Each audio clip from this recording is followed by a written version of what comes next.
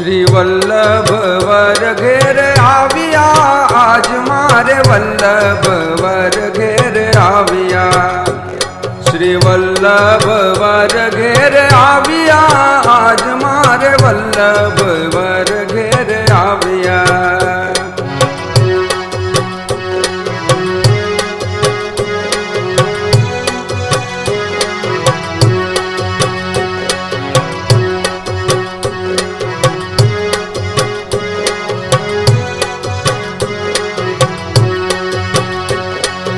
देवी ते जीवना भाग्य विस्तरिया, देवी ते जीवना भाग्य विस्तरिया. पोते ते प्रगट पधारिया, आज मारे वल्लभ वर घेर आविया. श्री वल्लभ वर घेर आविया, आज मारे वल्लभ वर घेर आविया.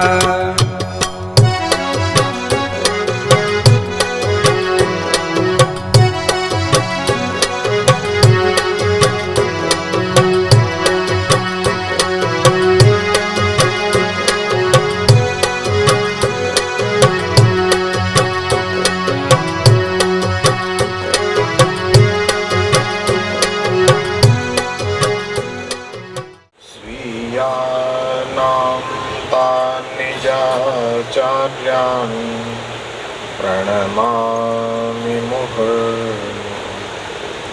यदनुग्रहतो जन्तु सर्वदुःखातिगो भवेत्. तमहं सर्वदा वन्दे श्रीमद्वल्लभनन्दनम्. अज्ञानतिमिरान्धस्य ज्ञानाञ्जनशलाकया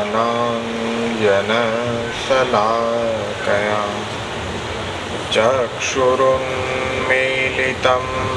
येन तस्मै श्रीगुरवे नमः. नमामि हृदये शेषे लीलाक्षीराब्धिशायिनं. लक्ष्मीसहस्रलीलाभिः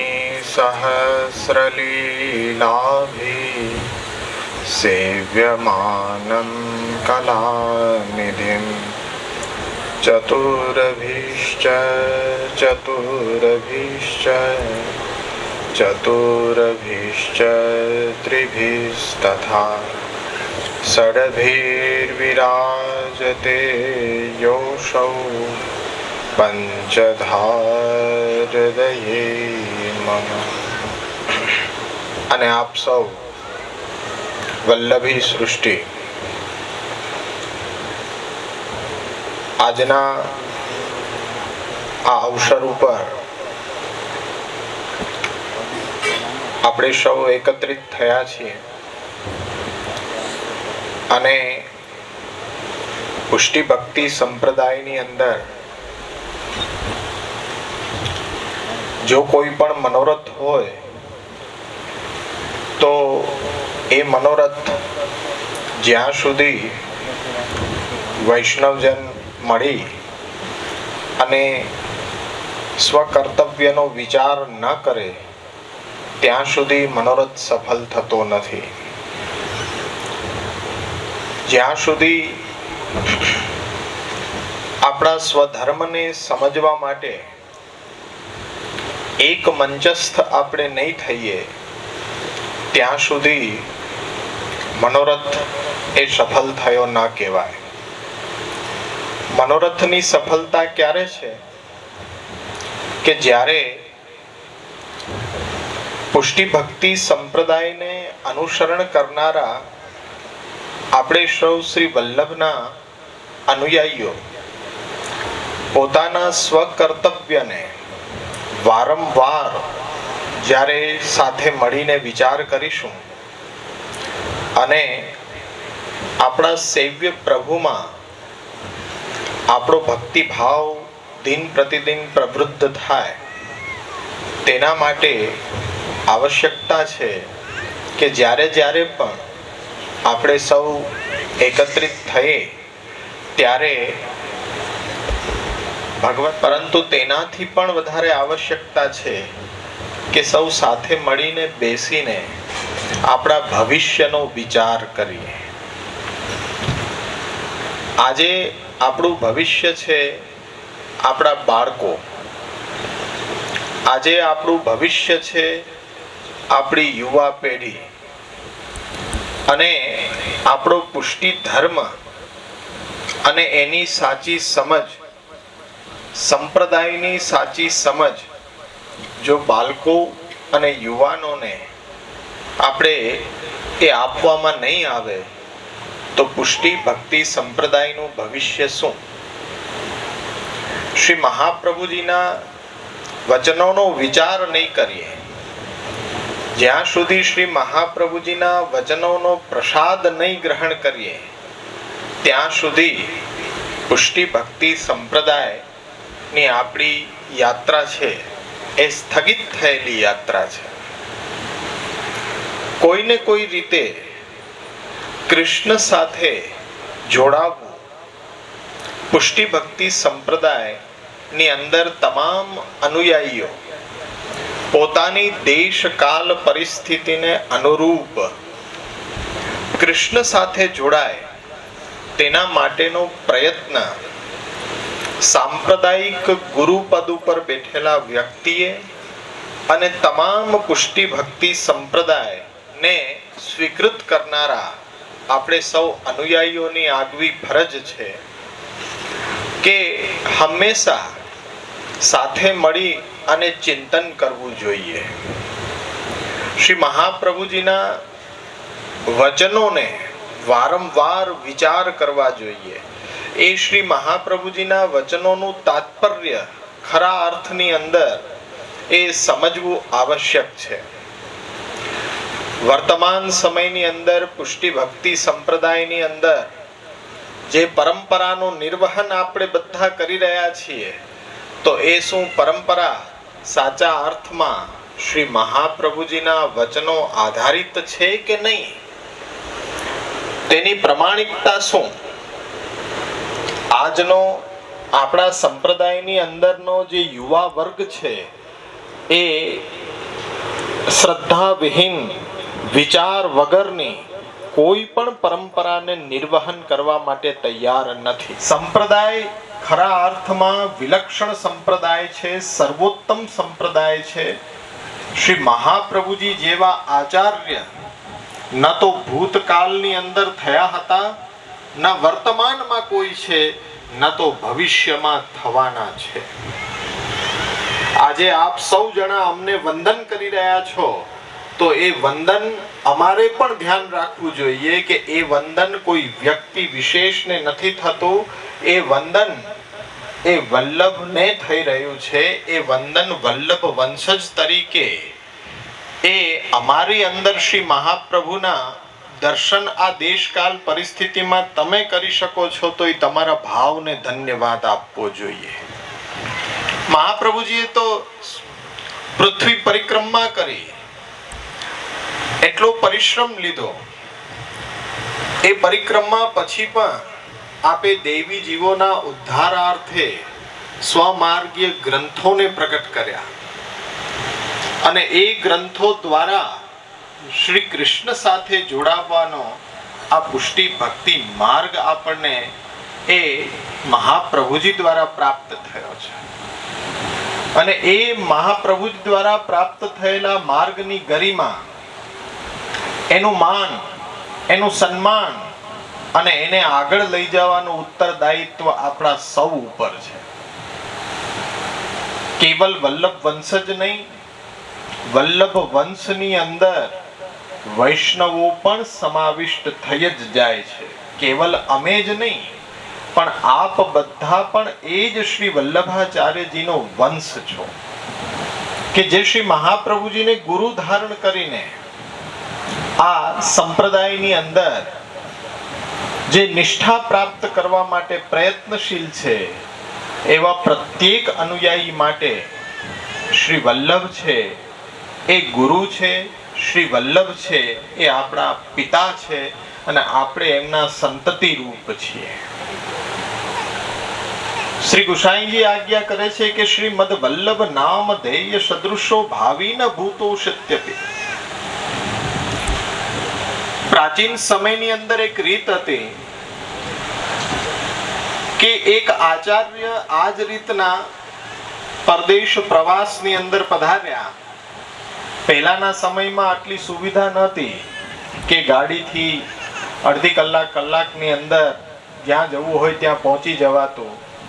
પહેલા એવા કોઈ યંત્ર સાધનો નહોતા.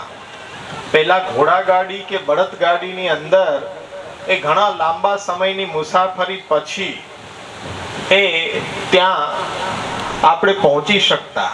એવા સમયની અંદર એ આચાર્ય ગામમાં પધાર્યા અને જેવો પોતાની ગાડીની નીચે પગ મૂક્યો એટલે વૈષ્ણવે દંડવત કર્યા. એટલે એમણે પ્રશ્ન કર્યો કે કોને દંડવત કરો છો? ત્યારે એમણે બહુ સરળતાથી કીધું કે આપ શ્રી વલ્લભને દંડવત કરી રહ્યા છીએ. ત્યારે આચાર્ય એમ કીધું કે શ્રી વલ્લભ ક્યાં બિરાજે છે? ત્યારે એમ કીધું કે અમે તો આપને જ સાક્ષાત શ્રી વલ્લભ માનીએ છીએ. તો એ જ ક્ષણ ફરી પાછા ગાડીમાં બિરાજી ગયા અને એમ કીધું કે આપણે પાછા અહીંથી ચાલ્યા જઈએ, કેમ કે અહીંયા તો મારો બગાડ થઈ રહ્યો છે. આ મારો બગાડ થઈ રહ્યો છે કે શ્રી વલ્લભ નામ ધેય સદૃશો ભાવિન ભૂતો સત્યપી. શ્રી ગુસાઈજીના વચન છે કે શ્રી વલ્લભ સમાન કોઈ ભૂતકાળમાં પણ નથી ને ભવિષ્યમાં થવાનો નથી. તો આજે તમે અમને શ્રી વલ્લભ કેવી રીતના કહી શકો?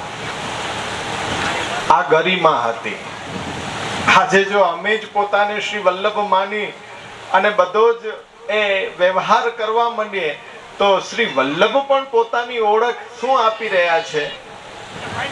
ગ્રંથો ભણ્યા હોય, ગ્રંથો એ વિચાર કર્યા હોય, બાળકોને સમજાવ્યા હોય, યુવાનોને કોઈ દિવસ સમય લઈને એવો મનોરથ કર્યો હોય કે મહાપ્રભુજીના ગ્રંથો, મહાપ્રભુજીના વચનો, સિદ્ધાંતોનો એને જ્ઞાન અપાવવા માટે કોઈ મનોરથ કર્યો હોય, તો આ પેઢી છે આગળ ઉત્તરોત્તર એ સંપ્રદાયને ઉત્કર્ષ અપાવશે. કેવલ ખાલી ઝાંઝ મંજીરા વગાડવાથી, કેવલ પ્રસાદ લઈ લેવાથી મનોરથની કોઈ સિદ્ધિ નથી. ખાલી મોટા મોટા મંદિરો ચણી દેવાથી, મોટા બંગલાઓ બનાવી દેવાથી, ગામે ગામ હવેલીઓ ઊભી કરવાથી પુષ્ટિ ભક્તિ સંપ્રદાયનો કોઈ ઉત્કર્ષ નથી. એ ઉન્નતિ નથી, અવનતિ છે પુષ્ટિ ભક્તિ સંપ્રદાયની કે આવા સ્થાનો બની જાય જાહેરમાં કે જ્યાં કૃષ્ણના નામે વેપાર વાણિજ્ય થાય. આપણે બધા એવું સમજતા હશો કે ગામમાં હવેલી નથી, હવેલી બની જાય તો પુષ્ટિ ભક્તિ સંપ્રદાયનો કેવો ઉત્કર્ષ થાય. વિશ્વ ધર્મ પુષ્ટિ માર્ગ, પુષ્ટિ ધર્મ વિશ્વ ધર્મ છે જ નહીં. બધા એના અધિકારી હોય જ શકે નહીં. અને આ રીતના પુષ્ટિ ભક્તિ સંપ્રદાયનો વિકાસ ન થઈ શકે.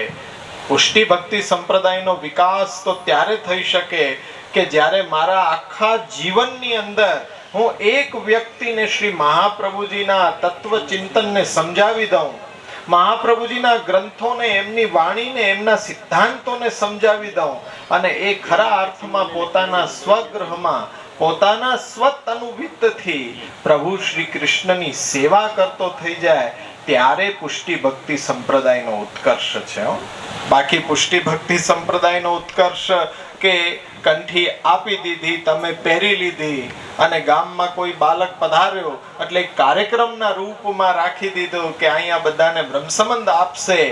આજે તો છાપાઓમાં આવે છે કે ફલાણા ઢીકાણા પૂછાણા ત્યાં પધારશે અને એ પુષ્ટિ માર્ગી દીક્ષા, બ્રહ્મસંબંધ દીક્ષા સર્વોત્તમ દીક્ષા છે એને એટલી સસ્તી બનાવી, છાપે ચડાવી દીધી અને એ દીક્ષા નું મૂલ્ય ન તો કોઈ એ વ્યક્તિ વિશેષ સમજી રહ્યો છે, નથી આપણને કોઈને એ જ્ઞાન કે આટલી સસ્તી આ બ્રહ્મસંબંધ દીક્ષા છે કે જેને છાપે ચડાવી અને તમે તો બિચારા બાળકો ને યુવાનો ઉપર અત્યાચાર કરી રહ્યા છો કે જેમને કંઈ ખ્યાલ જ નથી.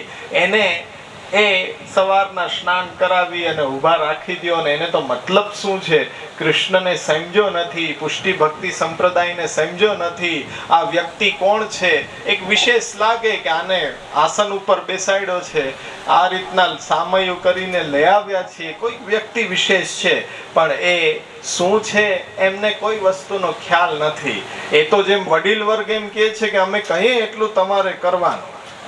અરે અમે એમ કહીએ છીએ કે વડીલો એમ ન કહેવું જોઈએ, વડીલો એમ કહેવું જોઈએ કે તમારા મનની અંદર જે પણ કઈ પ્રશ્ન સંશય હોય તો અહીંયા પધાર્યા છે એમના ચરણારવિંદમાં એ ભેટ ધરી દો. પ્રશ્ન, સંશય, મૂંઝવણ કે સંપ્રદાય નથી સમજમાં આવતો, આ સૌથી મોટો ઉત્કર્ષ પુષ્ટિ ભક્તિ સંપ્રદાયનો થશે. પણ 150-200 જણાની ભીડ બનાવીને એ બ્રહ્મસંબંધ દીક્ષા આપીને ચાલ્યા જાય અને પછી તમને એ વર્ષના વચલે દિવસે કોઈ દિવસ પૂછે નહીં કે આ તમારી આધ્યાત્મિક યાત્રા કેવી રીતના ચાલી રહી છે.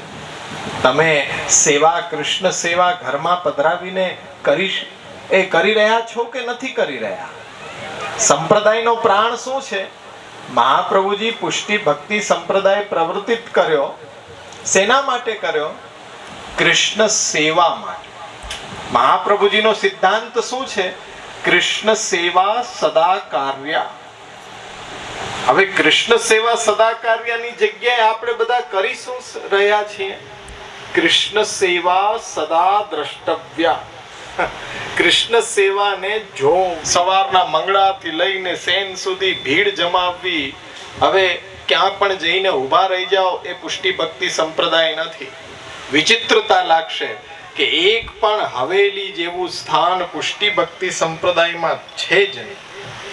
કોઈ મંદિર પુષ્ટિ ભક્તિ સંપ્રદાયમાં છે જ નહીં. વિચિત્રતા લાગશે, કોઈ દિવસ સાંભળ્યું નહીં હોય અને અત્યારના તો એની વણઝાર ફૂટી નીકળી છે. અગાઉના સમયમાં તમે જોશો એકેય ગામ બાકી નહીં રહે, મોટા શહેરો તો બાકી છે જ નહીં, અને શહેરોની અંદર ગલીએ ગલીએ મંદિરો ખુલી જશે. આટલા બધા મંદિરો ખુલે છે કેમ? કૃષ્ણ સેવા માટે કોઈ મંદિરની આવશ્યકતા જ નથી, કોઈ હવેલીની આવશ્યકતા જ નથી. એ હવેલી ચલાવે છે કેમ? તમે બધા મોઢે તાળા બાંધીને બેઠા છો, પણ આજનો યુવાન બહુ સ્પષ્ટ રીતે સમજે છે કે જેમ અમારે વેપાર વાણિજ્ય માટે દુકાન હોય ને, એમ તમારી આ દુકાન છે. એક યુવાન એમ કીધું કે તમારી માટે આ દુકાન છે કૃષ્ણ સેવા. કૃષ્ણ સેવા તમે નથી કરતા, પણ કૃષ્ણના નામનો ધંધો ચલાવી રહ્યા છો, વેપાર વાણિજ્ય કરી રહ્યા છો. તો એ આપણા માટે શરમની વાત છે કે આજે શ્રી મહાપ્રભુજીના વિચારોને સમજ્યા વિના આજે જે પણ આચરણ થઈ રહ્યું છે તો એનાથી પુષ્ટિ ભક્તિ સંપ્રદાયનો વિકાસ નથી થઈ રહ્યો, ઉન્નતિ નથી થઈ રહી, અવનતિ થઈ રહી છે. આપણે વિચાર કરવાનો છે કે પુષ્ટિ ભક્તિ સંપ્રદાયની અંદર શ્રી મહાપ્રભુજી દ્વારા ઉપદેશ કરવામાં આવેલા સિદ્ધાંતોને પહેલા તો સમજીએ, દરેકને સમજાવીએ, આપણા યુવાનોને સમજાવીએ કે કૃષ્ણ સેવા સદા કાર્ય. કૃષ્ણ સેવા આપણા સ્વગૃહમાં બિરાજે અને આપણા સ્વતનુવિતથી આપણી દેશકાલ પરિસ્થિતિ પ્રમાણે દરેક અનુયાયી વર્ગે પોતાના ઘરની અંદર કૃષ્ણ સેવા સાથે જોડાવવાનું છે. આપણને વિચાર એવો આવે કે કૃષ્ણ સેવાથી એ જોડાવવું આજની પરિસ્થિતિમાં અઘરું લાગી રહ્યું છે.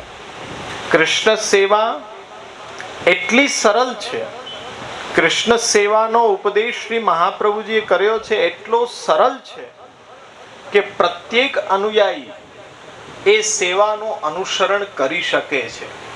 પરંતુ આપણી અણસમજ, અધૂરી સમજને કારણે કૃષ્ણ સેવા આપણે બહુ કઠિન બનાવી દીધી છે. મહાપ્રભુજી એટલો સરળ ઉપદેશ, એટલો કઠિન ઉપદેશ નહોતો કર્યો.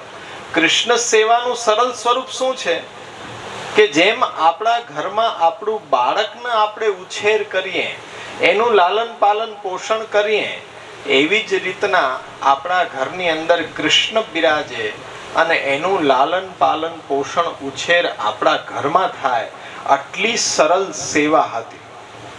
હવે આ સરળ સેવાને કઠિન એવી બનાવી દેવામાં આવી કે પહેલા તો જે ગુરુદેવ પુષ્ટિ ભક્તિ સંપ્રદાયનો પ્રચારક વ્યક્તિ કૃષ્ણ સેવાની આજ્ઞા જ ન આપે, શું કામ ના આપે? શા માટે ગુરુ પદ ઉપર બિરાજમાન છે? બધા અનુયાયીઓને કૃષ્ણ સેવા સાથે જોડવા માટે શ્રી મહાપ્રભુજીના વંશજ તરીકે દરેકના ઘરની અંદર કૃષ્ણ સેવા બિરાજે. હવે એના માટે ઉદ્યમ પ્રયત્ન કરવો જોઈએ. ભુવિ ભક્તિ પ્રચારિક રીતે કરવા માટે, ભક્તિનો પ્રચાર પ્રસાર કરવા માટે લંડન અમેરિકાના પ્રવાસ ખેડવાની જરૂર નથી. પહેલા હજી ઘણા ગામડાઓ છે કે જ્યાં અજ્ઞાન છે, ત્યાં એ પ્રવાસ કરીને બધાને મહાપ્રભુજીના સિદ્ધાંતોથી, ગ્રંથોથી અવગત કરાવી અને કૃષ્ણ સેવા સાથે જોડવાનો પ્રયત્ન કરવાનો છે. કૃષ્ણ સેવાની આજ્ઞા જ નથી મળતી. આપણા સંપ્રદાયનો એક આ બહુ જ્વલંત પ્રશ્ન છે કે જે ગુરુ તરફથી તમને દીક્ષા આપવામાં આવે છે એ તમને કૃષ્ણ સેવાનો બોધ કરતો જ નથી. કૃષ્ણ સેવા જો તમે કરવા ઈચ્છતા હો તો એ કૃષ્ણ સેવા સાથે જોડાવા દેતો નથી. આજે મહાપ્રભુજી કેટલો સરળ ઉપદેશ આપ્યો કે તમારા ઘરની અંદર જેવી વ્યવસ્થા હોય એવી વ્યવસ્થાની અંદર કૃષ્ણ તમારી ઘરે બિરાજવા તૈયાર છે. તમે ભક્તિ ભાવથી, સ્નેહથી, પ્રેમથી જે પણ કંઈ અર્પણ કરી રહ્યા છો, સાક્ષાત પ્રભુ એનો ઉપભોગ કરી રહ્યા છે. એનું પ્રમાણ શું છે? ભગવદ્ ગીતાની અંદર સ્વયં પ્રભુએ એ બાંહેધરી આપી કે પત્રમ ફલમ પુષ્પમ તોયમ યો મે ભક્ત્યા પ્રયચ્છતિ. જે પણ કંઈ ભક્તિના ભાવથી મને અર્પણ કરવામાં આવે છે એનો સાક્ષાત ઉપભોગ હું કરવા બંધાયેલો છું. તો પ્રભુ આરોગ્ય જ છે. પણ આજે એવા પ્રશ્નો આપણી સામે ઉપસ્થિત કરવામાં આવે છે કે સેવા તમે કેવી રીતના કરશો, કયા જલથી કરશો? પહેલો પ્રશ્ન અહીં આવે, કયા જલથી કરશો સેવા? હવે જલ એટલે કે આપણા ઘરની અંદર જે પાણી હોય એ પાણીથી અમે રસોઈ કરશું ને એનાથી જારીજી ભરશું. જે અમે પીએ છીએ એ અમારા દીકરાને પીવડાવશું. આપણા દીકરાને પીવડાવવા માટે કંઈ 5-6 કિલોમીટરની યાત્રા ખેડીને ગાગર ત્યાંથી ભરીને સારીને લાવીને કે તું આ પાણી પી, તને કૂવાનું જ પાણી, તને આ જ પાણી એ તારા માટે યોગ્ય છે, અમારા માટે તો ગમે તે ચાલે છે, એવી વ્યવસ્થા હોય ના હોય. આપણા ઘરમાં જે પણ વસ્તુ, જે પણ પરિસ્થિતિ, જે પણ કંઈ વ્યવસ્થા છે એ જ વ્યવસ્થાની અંદર તમે કૃષ્ણ સેવા કરી શકો છો. પણ તમને દૂર રાખવામાં આવે છે કે તમે સેવા કરી જ ન શકો. તમારી પાસે જલની સુવિધા નથી, તમારી પાસે અત્યારના મેન મર્યાદા નથી. અરે મેન મર્યાદા એટલે શું? આજે આપણે એવો વર્ગ ઓળખીએ છીએ કે મર્યાદી વર્ગ. હવે મર્યાદી વર્ગ એટલે શું? કે મર્યાદા, મર્યાદા શબ્દનો અપભ્રંશ મર્યાદ થયો. હવે જેણે સંકલ્પ કર્યો છે કે શ્રી મહાપ્રભુજીના વચનો આધારિત, તેમના સિદ્ધાંતો આધારિત જીવન જીવવું, કૃષ્ણને સમર્પિત થઈને રહેવું, અસમર્પિત વસ્તુનો ત્યાગ કરવો, એવો જે વર્ગ છે એ પુષ્ટિ ભક્તિ સંપ્રદાયની મર્યાદાને પાલન કરનારો વર્ગ મર્યાદી વર્ગ. હવે આ તો બધા માટે મર્યાદા છે, કોઈ એવો વર્ગ અલગ ન હોય કે જેના માટે મર્યાદા લાગુ પડતી હોય. પણ આપણે બધા જે પુષ્ટિ ભક્તિ સંપ્રદાયના અનુયાયીઓ છીએ એને મહાપ્રભુજીના સિદ્ધાંતોની મર્યાદા એટલી જ લાગુ પડે છે જેટલી આ વર્ગને લાગુ પડે છે. કારણ કે એવા વર્ગની અંદર પણ મહાપ્રભુજીના વચનો અને મહાપ્રભુજીના સિદ્ધાંતોનું જ્ઞાન હોવું જોઈએ. પણ અજ્ઞાનતાવશ એ આજે સંપ્રદાયની અંદર મહાપ્રભુજીના સિદ્ધાંતોને ભૂલી અને કોઈ વ્યક્તિ વિશેષે બનાવેલા આચાર વિચારની મર્યાદાઓને પાલન કરતા હોય. આજે એવો આચાર આપણે પાલન કરીએ છીએ કે જેની પાછળ કોઈ વિચાર નથી કરતા. પછી એ યુવા વર્ગ છે એ આચારને અપનાવશે નહીં. આચાર કેવો હોવો જોઈએ? આચાર છે એ આપણે પાલન કરી શકીએ એવો આપણી દેશકાલ પરિસ્થિતિ અનુરૂપ હોવો જોઈએ. પણ વર્તમાન સમયમાં શું થઈ રહ્યું છે કે આ ચાલશે, આ નહીં ચાલે, આને તમે ઉપયોગ કરી શકો, આને ઉપયોગ નહીં કરી શકો. 2-3 દાખલા એવા આપું કે જેનાથી આજે આપણને ખ્યાલ આવી જાય કે જે વર્ગ છે, સમજનારો વર્ગ કહેવાય છે, એને પણ અધૂરી સમજ છે. અધૂરી સમજ છે. આ જ રીતના મનોરથ નું આયોજન થયું અને યુવા વર્ગે બધાએ મનોરથ નું આયોજન કર્યું અને એમણે કીધું કે આટલા વૈષ્ણવોને પ્રસાદ લેવડાવો છે. બહુ સુંદર વસ્તુ છે. પછી હવે એવા વ્યક્તિઓ કે જે આ સામગ્રી સિદ્ધ કોણ કરે? તો મર્યાદી વર્ગ કરી આપતા હોય કે ભાઈ અમે, એ સેવાનો ભાવ છે, ઉત્તમ ભાવ છે. પરંતુ આચાર જે છે એ વિચાર વિનાનો ન હોવો જોઈએ. એણે એમ કીધું કે તમારા આ ઘરની અંદર જલ તો પેલા ચાલશે જ નહીં, એટલે એ જ વ્યવસ્થા સૌથી મોટી છે ને પેલા એ કરવી પડશે. એટલે ઓલા યુવાનોએ કીધું કે એમાં શું વાંધો, આમ કોઈ સ્વચ્છ જ છે, જલ કઈ ખરાબ નથી. તો કે નહીં ચાલે. અમે કીધું ને એટલે, કારણ કે એમને ખબર ન હોય કેમ ન ચાલે, એટલે કે આગે સે ચલી આ રહી, આવું જ હોય. ઓલા કે તો બીજું શું કરવાનું હોય કે તમારે બધાને નાહવું પડશે, ધોતી પહેરવી પડશે અને પછી તમારી વાડીમાં છે ને ત્યાંથી પાણી ટેન્કર ભરી ભરીને અહીંયા લાવવું પડશે. એટલે યુવાનો કહે છે કે મનોરથ તો કરવો જ છે, આ બધું કરવું પડતું હોય તો ચાલો કરી દઈએ. એટલે એ બિચારા હવે તો સ્નાન કર્યું, ધોતી પહેરી અને પછી 5-6 કિલોમીટર થી સાંજ સુધી જલ સાર્યું ને બધા એ કોઠી ને કોઠી ભરી દીધી, બેરલ ભરી દીધા બધાએ. એટલે ઓલા કહે છે કે ઠીક છે, હવે બધી વ્યવસ્થા થઈ ગઈ છે, અમે કાલે આવશું ને શરૂઆત કરશું. હવે સાંજના બધા યુવાનો બેઠા હતા કે આપણે જલ તો ભર્યું, પણ આ લોકોએ જોયું ખરા અને એ લોકો તો વયા ગયા છે ને આ તો બધા બેરલ ખુલ્લા છે. તો આપણે આ પ્લાસ્ટિક લઈ આવ્યા છીએ, એ પ્લાસ્ટિક ને એના ઉપર ઢાંકી દઈએ, કચરો પડશે તો. એટલે બિચારા હવે સારું વિચાર્યું કે ઢાંકી દીધું. બીજે દિવસે સવારના આવ્યા, આ બધા કે બેરલ ઉપર આ કોણે પ્લાસ્ટિક ઢાંકી દીધું? એટલે ઓલા યુવાનો કહે છે કે અમે ઢાંક્યું છે, આ ખુલ્લું હતું એટલે આ હવે ચાલશે જ નહીં. બધા બેરલ કે હવે કે આ બધા પાછા ખાસા કરવા પડશે, ભરવા પડશે અને આ ચાલે જ નહીં. કે ઓલા યુવાનો કહે છે કે ભાઈ આ કોરું પ્લાસ્ટિક હતું, આ વાપરેલું નહોતું અને અમે ઢાંકી દીધું છે અધરથી, તોય ના હાલે, એ ચાલે જ નહીં. કે બધું જલ ભરવું પડે. એક વાગે કે ઉભા રહ્યો, હવે મનોરથ કેન્સલ.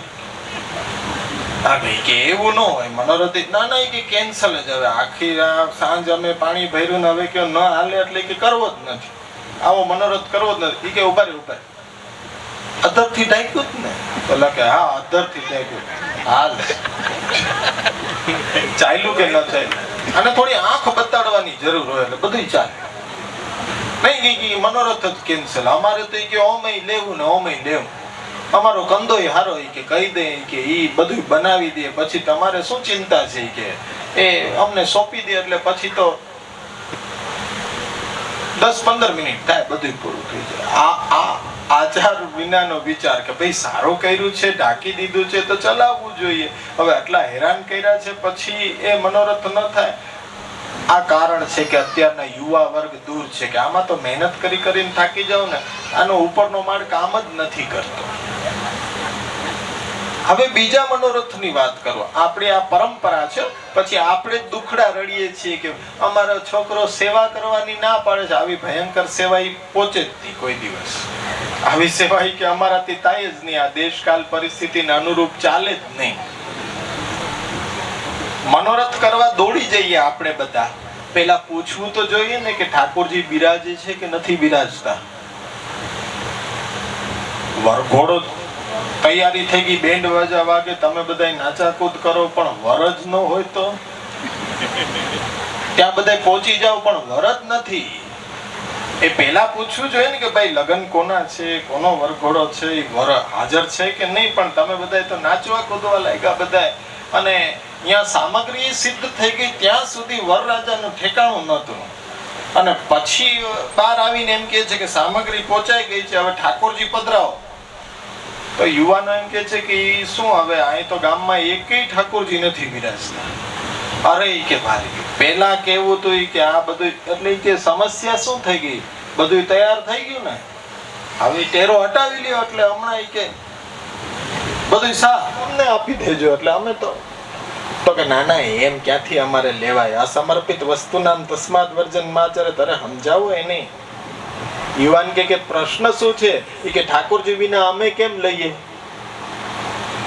એટલે કે ભાઈ ઠાકોરજી તો અહીંયા છે નહીં, હવે તમારે જે કરવું હોય ઘરે જઈને જમી લેજો ને, અહીંયા નહીં તો ઘરે જઈને જમી લેજો. અરે માનવતા છે કે નહીં કે 1.5 દિવસથી અમે અહીંયા લાગ્યા છીએ આવા તડકામાં, અને અમને કહો છો કે ઘરે જઈને જમી લે. હવે જો કેટલું કે પુષ્ટિ મહાર્ઘ્ય એ પોતે એ બુંદી મોનથાર ગાંઠિયા જોઈને છોડી નથી શકતો. અરે તમે બનાવી દીધું, તમારો આભાર, તમે ખૂબ ખૂબ મહેનત કરી. હવે તમારી પ્રશ્ન એ છે કે તમે નથી લઈ શકતા તો ઘરે જઈને લેજો, આ બુંગણ હટાવી દો. એટલે અમે બધા તો હમણાં એટલે કે ના ના હવે કે તમે એક બાજુ બેસી જાઓ, અમે બધી વ્યવસ્થા કરી લેશું. એટલે કે અમે તો એક બાજુ બેસી ગયા. પછી કે એને ઘરની અંદર આંટો માર્યો. ઘરની અંદર આંટો મારીને કે શ્રીનાથજી યમુનાજી મહાપ્રભુજી નું કેલેન્ડર હતું ને, કેલેન્ડર ઉતાર્યું અને અંદર લઈ ગયા. 5 મિનિટમાં એ કેલેન્ડર પાછું લાવીને ટાંગી દીધું. એટલે મેં પૂછ્યું કે આ શું કર્યું, તો કે અમારું કામ થઈ ગયું. અરે એક રસોઈયો બનાવવા વાળો ને બીજો પ્રસાદી કરવા વાળો, આવું કામ લીધું. યુવાન એમ કીધું કે એને તમે શું માન્યા, તો કે શ્રીનાથજી યમુનાજી મહાપ્રભુજી છે ને ભોગ ધરી દીધા. હવે ભોગ ધરી દીધા તો કેલેન્ડર ઘરે લઈ જાઓ, સેવા કરો, એને સેવામાં પધરાવો. ખાલી કઈ ભોગ ધરવા માટે થોડો હતો, અહીં ટાંગી દીધા. પાછા ભગવાન માયના ને પાછા ખીટીએ ટાંગ્યા. યુવાન બહુ સચોટ એનામાં સમજ છે, પણ આપણામાં જ સમજ નથી અધૂરી કે આવું હોય.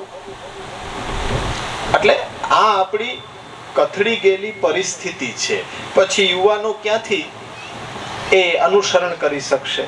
થોડુંક આપણે એને એના દેશકાલ પરિસ્થિતિ એના વિચારોને અનુરૂપ બનશું તો સંપ્રદાયનો સ્વીકાર એ કરશે, અન્યથા એ સ્વીકાર કરી શકશે નહીં.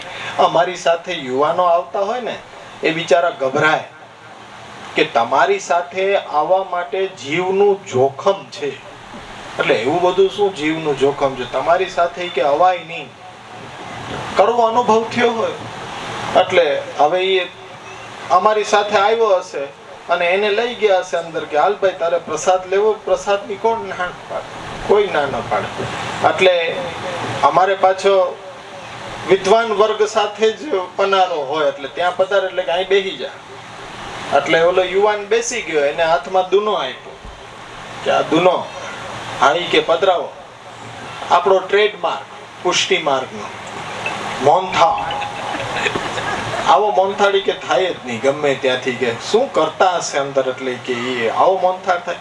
એક આપ્યો તો કે ભાઈઓ બીજો, હા એ કે લાવો લાવો. એટલે 2-3 વયા ગયા. પછી એને નોર્મલી એમ કીધું કે ભાઈ મને પાણી પાસો. પાણી પાસો એટલું બોલ્યો ત્યાં તો સામે ઉભેલા વ્યક્તિનો ચહેરો મોરો બધું ફરી ગયો. એટલે એને એમ કીધું કે મેં કંઈક બીજું માંગી નથી લીધું ને, પાણી પાણી કે પાણી.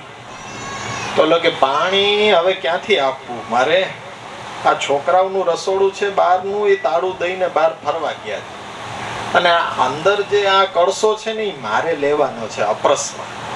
એટલે કે બાપા વિચાર શું કરો છો, આ કળશો છે ગોળો ભર્યો છે, એમાંથી જલ લઈ અને તમે મને આપી દો. કે ભાઈ એ કળશો તને ન દેવાય.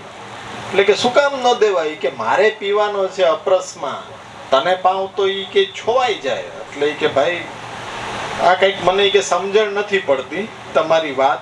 હવે તમે કે ચિંતા ન કરો, હું બહાર જઈને કે પાણી પી આવું. અડધા રસ્તે અમને વાત કરી કે આ તો ઠીક છે કે મોનથાળ ગળાની નીચે ઉતરી ગયો તો, બાકી જો વચ્ચે રહી ગયો હોત ને તો આ પાણીની દોડાદોડીમાં મારા જય શ્રી કૃષ્ણ ભેગા બોલાતી કે હમણાં હાઈ નાઈ. એટલે કે જીવનું જોખમ છે, સાથે આવો. તમારો ધર્મ એવો છે કે મોનથાળ ખવડાવે ને પાણી ન પાય? અમારો ધર્મ એવો નથી. અમે કીધું તે અમને કીધું હોત અમે તને અમારી લોટી આપી દે. અમારા આચાર્ય શ્રી ગુસાઈજી છે, એ ગુસાઈજી આ શું અપ્રસમેન્ટ, આપણે તો સ્ટીલના વાસણને આપણે બહાર ન કાઢીએ કે એ અમારા ખાસાનું છે, અપ્રસનું છે, તમને હાથમાં ન દેવાય અને તમને અધરથી ધાર કરીને પીવડાવે. આજનો યુવાન એમ કે છે કે અમને પીતા ન આવડે, આડી અવળી ધાર વહી જાય તો કે મુસીબત થઈ જાય, એટલે કે અમને હાથમાં આપવામાં શું પ્રોબ્લેમ છે? એમાં જલ ન પાયું, તમારું કોઈ ખરાબ નથી દેખાણું, સંપ્રદાયનું ખરાબ દેખાણું છે. કે પુષ્ટિ માર્ગની અંદર મોહનથાળ ખવડાવે છે પણ પાણી પાતા નથી. યુવાને એમ કીધું એટલે ન જવાય, જીવનું જોખમ છે. પણ એને કોણ સમજાવે? એને જો જ્ઞાન આપ્યું હોત કે અમારા આચાર્ય શ્રી ગુસાઈજી એ સમયની અંદર કે જ્યારે વર્ણ વ્યવસ્થાનું બહુ સખત પાલન થતું, એવી અવસ્થાની અંદર આપ માર્ગમાં પધારી રહ્યા છે અને એક કુંજરી કે હીન જાતિની બાઈ છે તે તરસથી એના પ્રાણ નીકળી રહ્યા છે. એટલે ગુસાઈજીએ તરત પ્રશ્ન કર્યો કે શું સમસ્યા છે? તો કે મહારાજ એને તરસ લાગી છે પણ કોઈ જલ પાવા વાળું નથી, કારણ કે હીન જાતિ છે ને કોઈ પાસે નથી જતું. એવા સમયની અંદર ગુસાઈજીએ એક ક્ષણનો વિચાર કર્યા વિના સોનાની જારીજીથી જલ લેવડાવી દીધું. ત્યારે વૈષ્ણવ બાજુમાં ઉભો તો એને વિનંતી કરી કે આ સોનાની જારીજી છોવાઈ ગઈ. ત્યારે એમ કીધું કે પછીનો પ્રશ્ન છે, આ સોનાની જારી છોવાણી તો નવી પણ બની શકે, પણ આના એક વખત પ્રાણ નીકળી જાય પછી શું પાછા લાવી શકશો? એ સામર્થ્ય છે. જીવ માત્ર ઉપર દયા રાખવી જોઈએ. અહીંયા પ્રશ્ન શું હતો? સ્ટીલની લોટીનો હતો. હવે એની કિંમત કેટલી ને શું, અને એ છોવાઈ જાય તો તપાવીને લૂણ ખટાશ કરીને પાછી તમે ક્યાં અપ્રસમાં નથી લઈ જતા. પણ જે પરિસ્થિતિ છે પરિસ્થિતિમાં એને લેવડાવી તો દ્યો જલ, જેથી કરીને સંપ્રદાયનો કંઈ એ આ રીતના વાગોડે તો નહીં કે સંપ્રદાય છે એ. કારણ કે પુષ્ટિ માર્ગની અંદર શું છે કે પુષ્ટિ માર્ગ એવો આકરો છે કે ભાવે બહુ પણ પચાવવો બહુ કઠિન છે. પ્રાચીન સમયની અંદર બાળકો પંડિતજીને શાસ્ત્રીજીને બોલાવતા પ્રવચન કરવા માટે, અને કાશીથી તેડાવ્યા પ્રવચન કરવા માટે. આ રીતના મનોરથ હોય ને એમાં પ્રવચન આપવા માટે. હવે એ આવીને તરત પૂછે કે મારે રહેવાની ને જમવાની વ્યવસ્થા કે અમારા પુષ્ટિ માર્ગમાં એ પેલા હોય, અમારામાં તો કે રહેવાની ને પ્રસાદ લેવાની ચિંતા જ ન કરો, તમે સ્નાન કરીને આવી જાઓ એટલે પ્રસાદ તરત લેવડાવી દે. શાસ્ત્રીજી આવીને બેઠા અને એને પાતર ધરવામાં આવી અને એ પાતરની અંદર પાછો મોહનથાળ આવ્યો. હવે ઓલા હિન્દી ભાષી ये क्या है? તો હવે આ બિચારા ગામડાના હોય વ્યક્તિ, એને તો કઈ આવડે નહીં બોલતા, એટલે એને કીધું કે આ મોહનથાળમાં સમજશે નહીં, ये पुष्टि मार्ग है. એટલે શાસ્ત્રીજીને એમ થયું કે કોઈ મીઠાઈનું નામ હશે પુષ્ટિ માર્ગ. પુષ્ટિ માર્ગ તો બડા સ્વાદિષ્ટ હે. તો ઓલાએ પૂછ્યું કે ઓર દઉં? તો એને કીધું કે હા હા આવા દો. એમ કરતા કરતા 8-10 પુષ્ટિ માર્ગ વયા ગયા અંદર. 3 વાગે બધા આવી ગયા છો તમે, અને શાસ્ત્રીજી આવતા નથી. અને બાળકને કહેવામાં આવ્યું કે આ પ્રવચન ટાણે ક્યાંક ગાયબ થઈ ગયા છે, કે ગોતો ગોતો ક્યાં ગયા છે. શાસ્ત્રીજીને લાઈન દોરી ચાલુ થઈ ગયા, કારણ કે 8 પુષ્ટિ માર્ગ લઈ ગયા અને ગરમીમાં પાછા.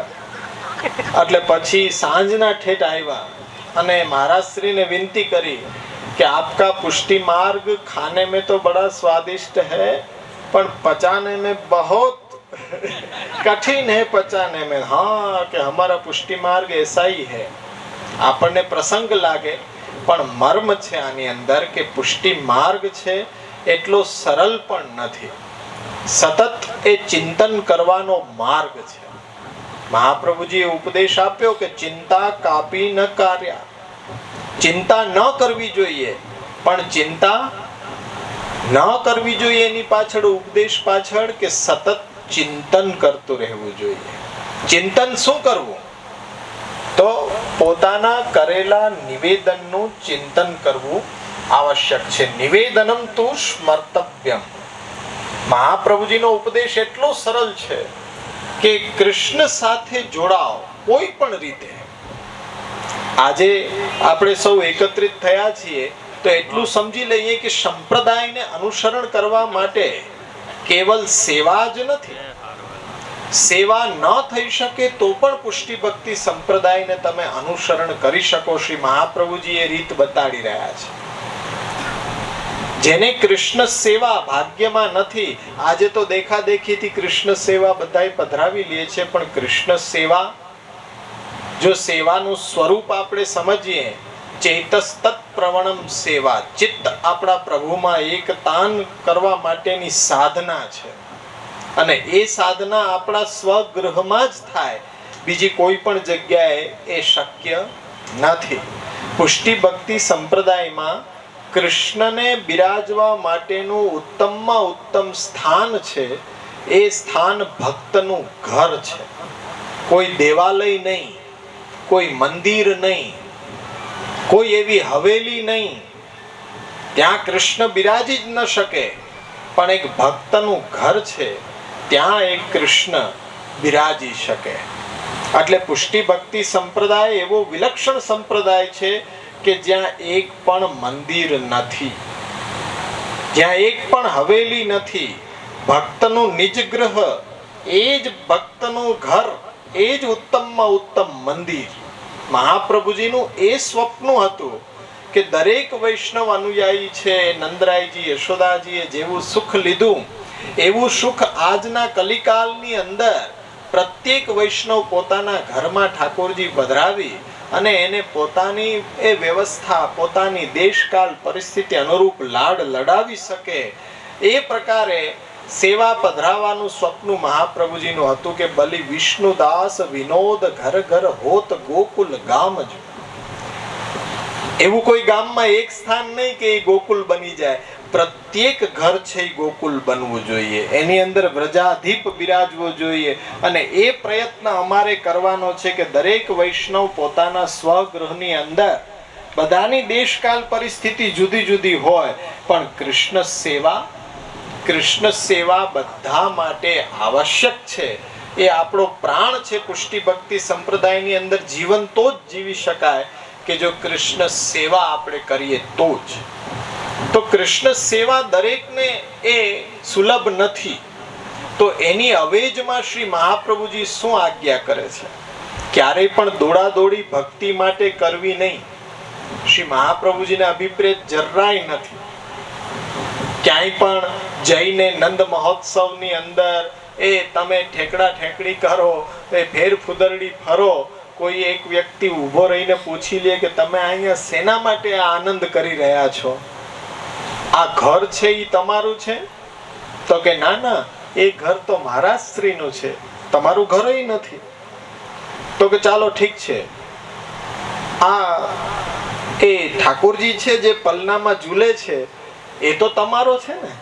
ના ના, એ અમારો નથી, એ પણ મારા સ્ત્રીનો છે. એમ? બાળક પણ તમારું નથી? તો આ પારણું જે છે સોના ચાંદીનું, જે પણ કઈ પારણું હોય એ પારણું તો તમારું હશે ને? એટલે ના ના, એ પારણું અમારું નથી. એમ? બાળકે નહીં, આ ઘરે નહીં ને પારણું નહીં. ઠીક છે, તમને જોટો તો નાખવા દેતા હશે ને એકાદ બે? ના ના, ઈ ત્યાં સુધી તો અમારે જવાય જ નહીં. એમ?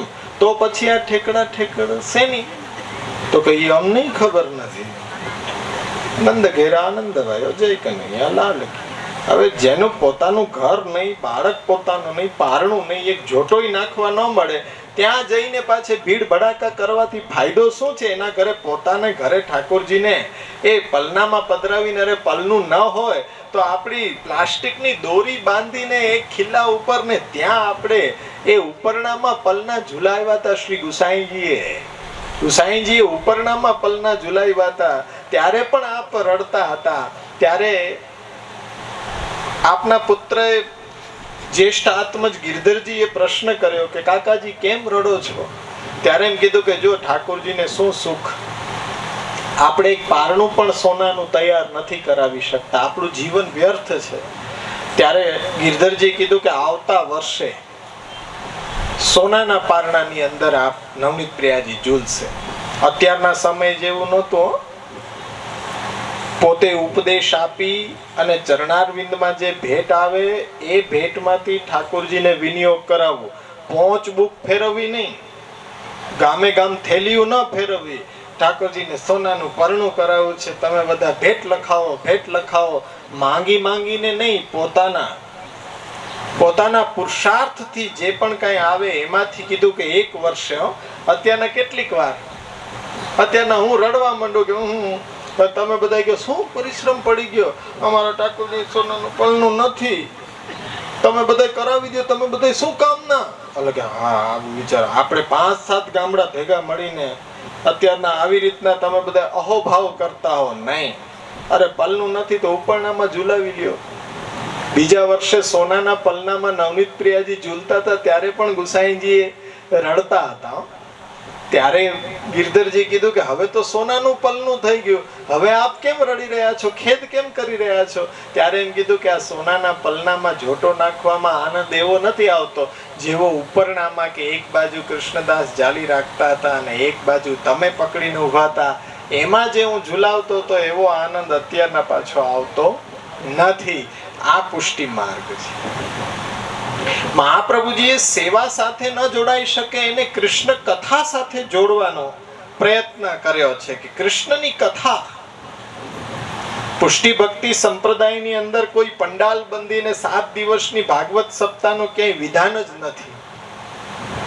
પુષ્ટિ ભક્તિ સંપ્રદાયમાં વલ્લભ વંશજ તરીકે અમે પણ વ્યાસપીઠ ઉપર બેસીને ભાગવત વાંચી જ ન શકીએ. અત્યારના તમને જોવા મળતા હશે, પણ એ મહાપ્રભુજીના વચનોથી વિરુદ્ધ છે.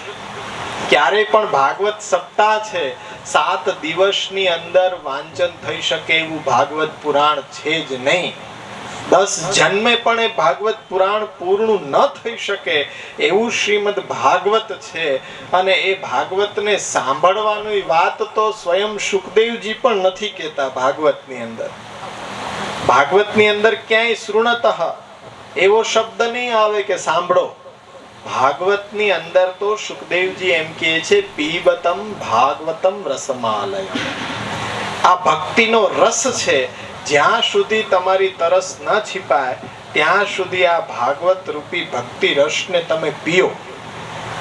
અને મહાપ્રભુજીએ જ્યાં જ્યાં ઉપદેશ કર્યો છે શ્રીમદ ભાગવત વિશે, ત્યાં પણ આપે એક શબ્દ વાપર્યો છે પઠનીયમ પ્રયત્નેન સર્વ હેતુ વિવર્જિતમ. પઠનીયમ એટલે ભાગવત ભણવાનો વિષય છે. ભાગવત ભણવાનો વિષય છે, સાંભળવાનો વિષય નથી. સર્વ હેતુ વિવર્જિતમ. કોઈ જીર્ણોદ્ધાર માટે, કોઈ મંદિર બનાવવા માટે, ગૌશાળા માટે, એવા કોઈ હેતુ માટે ભાગવતનો ઉપયોગ કરી શકાય નહીં. પુષ્ટિ ભક્તિ સંપ્રદાયમાં અન્ય સંપ્રદાયમાં જે પરિપાટી હશે તે હશે, પણ આપણને પુષ્ટિ ભક્તિ સંપ્રદાયનો પક્ષ ખ્યાલ હોવો જોઈએ કે જ્યાં ભાગવત સપ્તાહ કે ભાગવત કોઈ પણ મૃતકોના ઉદ્ધાર માટે કે કોઈ પણ હેતુ માટે એ ક્યાં સુધી ન વપરાવું જોઈએ. વૃત્તિ અર્થમ નેવ યુંજિત પ્રાણ કંઠે ગતેરપી. પ્રાણ પણ કેમ ન વયા જાય, છતાં પણ ભાગવતને પોતાના પેટનો ખાડો પૂરો કરવા માટેનું સાધન બનાવવું જોઈએ નહીં. આ મર્યાદા છે, આ સિદ્ધાંત છે. આજે તો કરોડોના તો પંડાલ હોય, વ્યાસપીઠ એટલી હોય, ગાના બજાના વાળા સાથે હોય. સુખદેવજીએ પરીક્ષિતને તો 7 દિવસનો જ સમય હતો, એમાં 10.5 કલાક ભાગવત સંભળાયું. ત્યાં કઈ એ મંજીરા, જાંજ, તબલા કે પેટી વાગતા નહોતા, સતત કથા ચાલતી હતી. તો એ સવારથી લઈને રાત્રિ સુધી એ કથા ચાલતી અને 7 દિવસની અંદર સંક્ષિપ્તમાં સમજાવ્યું છે. પણ આપણી પાસે તો શ્રી મહાપ્રભુજી જેવા સમર્થ ગુરુ છે, જેમણે ભાગવતનો અક્ષરે અક્ષર ખોલીને આપણને સમજાવ્યો છે. તો આપણે શ્રીમદ ભાગવતને જ્યાં સુધી આપણું જીવન ટકે ત્યાં સુધી રોજે રોજ વાંચન કરવું જોઈએ. દરેક ઘરની અંદર શ્રીમદ ભાગવત બિરાજવું જોઈએ. સેવા થઈ શકે કે ન થઈ શકે, પણ શ્રીમદ ભાગવતનું વાંચન, શ્રીમદ ભગવત ગીતાનું વાંચન, આપણા 16 ગ્રંથ શ્રી યમનાષ્ટક થી લઈને સેવા ફલ સુધી ગ્રંથોનું વાંચન, અભ્યાસ નિરંતર દરેક વૈષ્ણવે કરવો જોઈએ. અને જ્યાં પણ કંઈ પ્રશ્ન હોય ત્યારે પ્રશ્ન નોંધતા જવું જોઈએ. અને જ્યારે કોઈ આવો સુભગ સુમેળ થાય અને વલ્લભ વંશજ બિરાજતા હોય ત્યારે એના ચરણારવિંદમાં એ પ્રશ્નોની ભેટ ધરવી જોઈએ કે અમને અહીંયા નથી સમજાતું, ભાગવતની અંદર નથી સમજાતું, ગીતાજીની અંદર નથી સમજાતું, 16 ગ્રંથની અંદર નથી સમજાતું. આ સંપ્રદાયને અનુસરણ કરવાનો માર્ગ છે. ક્યાંય પણ ભક્તિ માટે ભટકો નહીં. પોતાના ઘરની અંદર આ ગ્રંથોનું વાંચન કરો. મૃતકોના ઉદ્ધાર માટે ન કરો. મૃતકોનો ઉદ્ધાર તો ત્યારે જ થઈ ગયો કે જે દિવસે તમે 450 રૂપિયાનું ભાગવત ઘરમાં પધરાવ્યું ને, ત્યારે બધા જ આપણા પૂર્વજો છે એમનું કલ્યાણ થઈ ગયું. અને આપણે વાંચન કરીએ નિત્ય નિયમપૂર્વક, અવશ્ય એ પિતૃઓ તેમાં તૃપ્ત જ હોય છે. કોઈ એ રૂપિયાના ધુવાણા કરવાની આવશ્યકતા નથી, કોઈ કરોડો રૂપિયા નાખવાની આવશ્યકતા નથી. ફક્ત આપણે સંકલ્પ કરીને રોજ ઘરે ભાગવતને ભણવા, અભ્યાસ કરવા માટે એ તમે તત્પર બનો, જેથી કરીને ક્યારેય પણ વલ્લભ વંશજોની સામે જવાનો અવસર મળે, અરે સામેથી જાઓ. અમે તો એ ઝંખના કરીએ છીએ કે ભેટ નહીં પણ પુસ્તક લઈને આવો અને સામે બેસો અને પુસ્તક ખોલીને પ્રશ્ન કરો કે આ જગ્યાએ અમને નથી સમજાતું, તો બંને બાજુથી પરીક્ષા થશે. ત્યારે ગુરુ છે, ગુરુ કેવો હોવો જોઈએ કે ભાઈ અજ્ઞાન રૂપી અંધકારથી આપણા નેત્ર આંધળા થઈ ગયા છે, એને જ્ઞાન રૂપી અંજન સલાકા વડે ખોલી દે, જ્ઞાનનો પ્રકાશ પાથરે, એ ગુરુ છે. આપણી દેહની નાવડીને, ભવસાગરને પાર ઉતારી દે, એ ગુરુ છે. દેહ દ્રોણ્યામ વિયાશુનામ પરંપારમ ભવામ બુધે ગુરુના એ કર્ણ ધારેણ ઉતાર્યા સ્વ ઉપદેશતઃ. એવા સદગુરુના સદ ઉપદેશ આપણી ભવસાગરમાં હાલક ડોલક થતી દેહની નાવડીને સ્થિરતા પ્રદાન કરે અને ભવસાગરને પાર ઉતારી દે, એવો ગુરુ હોવો જોઈએ. આજે ગુરુ તરીકે ઉપદેશ આપ્યા વિના ચરણારવિંદમાં ભેટ લેવું પણ અપરાધ છે. મૌન રહીને અહીંયા બેસીને તમે અમારા ચરણ સ્પર્શ કરી લ્યો તો એ જે ભેટ છે એ અમારા ઉપર ઋણ છે, તમારા બધાનું ઋણ છે. એ ઋણ ક્યારે ઉતરે કે તમને કંઈક શાસ્ત્રોનું જ્ઞાન, કંઈક ભક્તિ માર્ગનું જ્ઞાન કરાવીએ, ત્યારે એ ઋણ છે ઉતારી શકીએ. બાકી એમને ભેટ ચરણારવિંદમાં લેવાના અધિકારી અમે પણ નથી. એટલે ખાસ આગ્રહ રાખવો જોઈએ કે કોઈ પણ ગોસ્વામી વંશજ પધારે ત્યારે એમની પાસે વચનામૃતનો આગ્રહ રાખવો જોઈએ. અને વચનામૃતની અંદર આપણે જાગૃત રહેવું જોઈએ.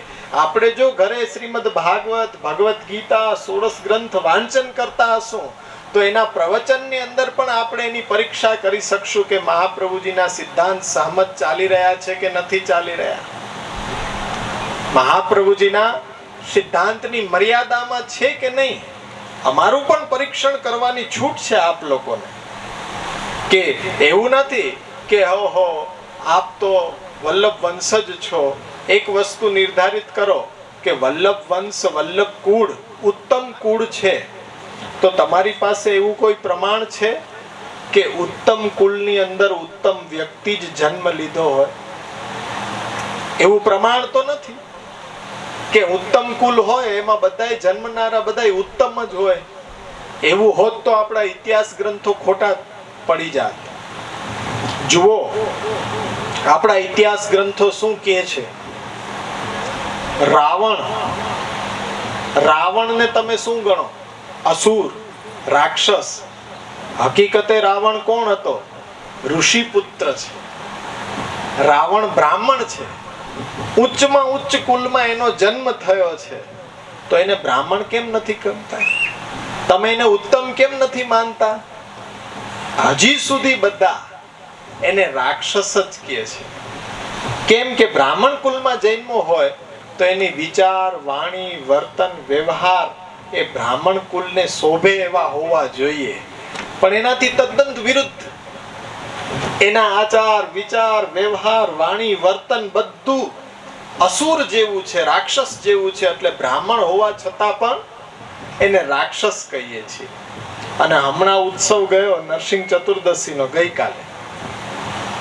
ભગવત ભક્ત પ્રહલાદને તમે અસુર નથી કહેતા, તમે એને ભક્તની ઉચ્ચ કોટીમાં ગણો છો કે ઉત્તમમાં ઉત્તમ ભક્ત પ્રહલાદ.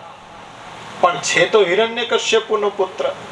હિરણ્યકશ્યપુ તો અસુર છે, અને અસુર કુલમાં જન્મેલાને તમે અસુર ન કહેતા ભક્ત કેમ કહો છો?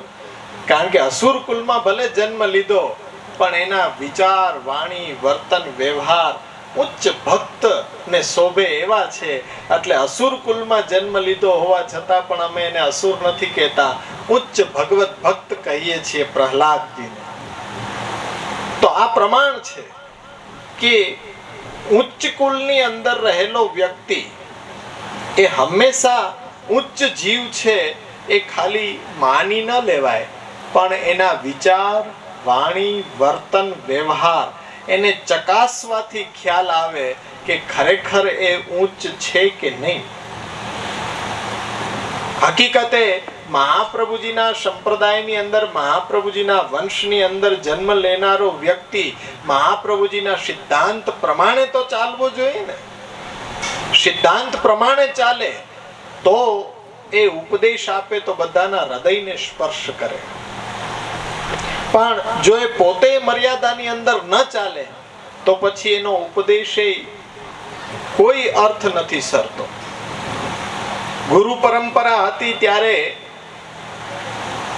આચાર્ય પાસે બધા બાળકો ભણવા આવતા અને એ બધાને અભ્યાસ કરાવતા. એનાથી વિશેષ કોઈ કર્તવ્ય ગુરુનું હતું નહીં હો, કે પધરામણી કરે ને હસ્તમિલાપ કરાવે. ને હવે તો ડર લાગે, હસ્તમિલાપ કરાવવા અમને પધરાવે.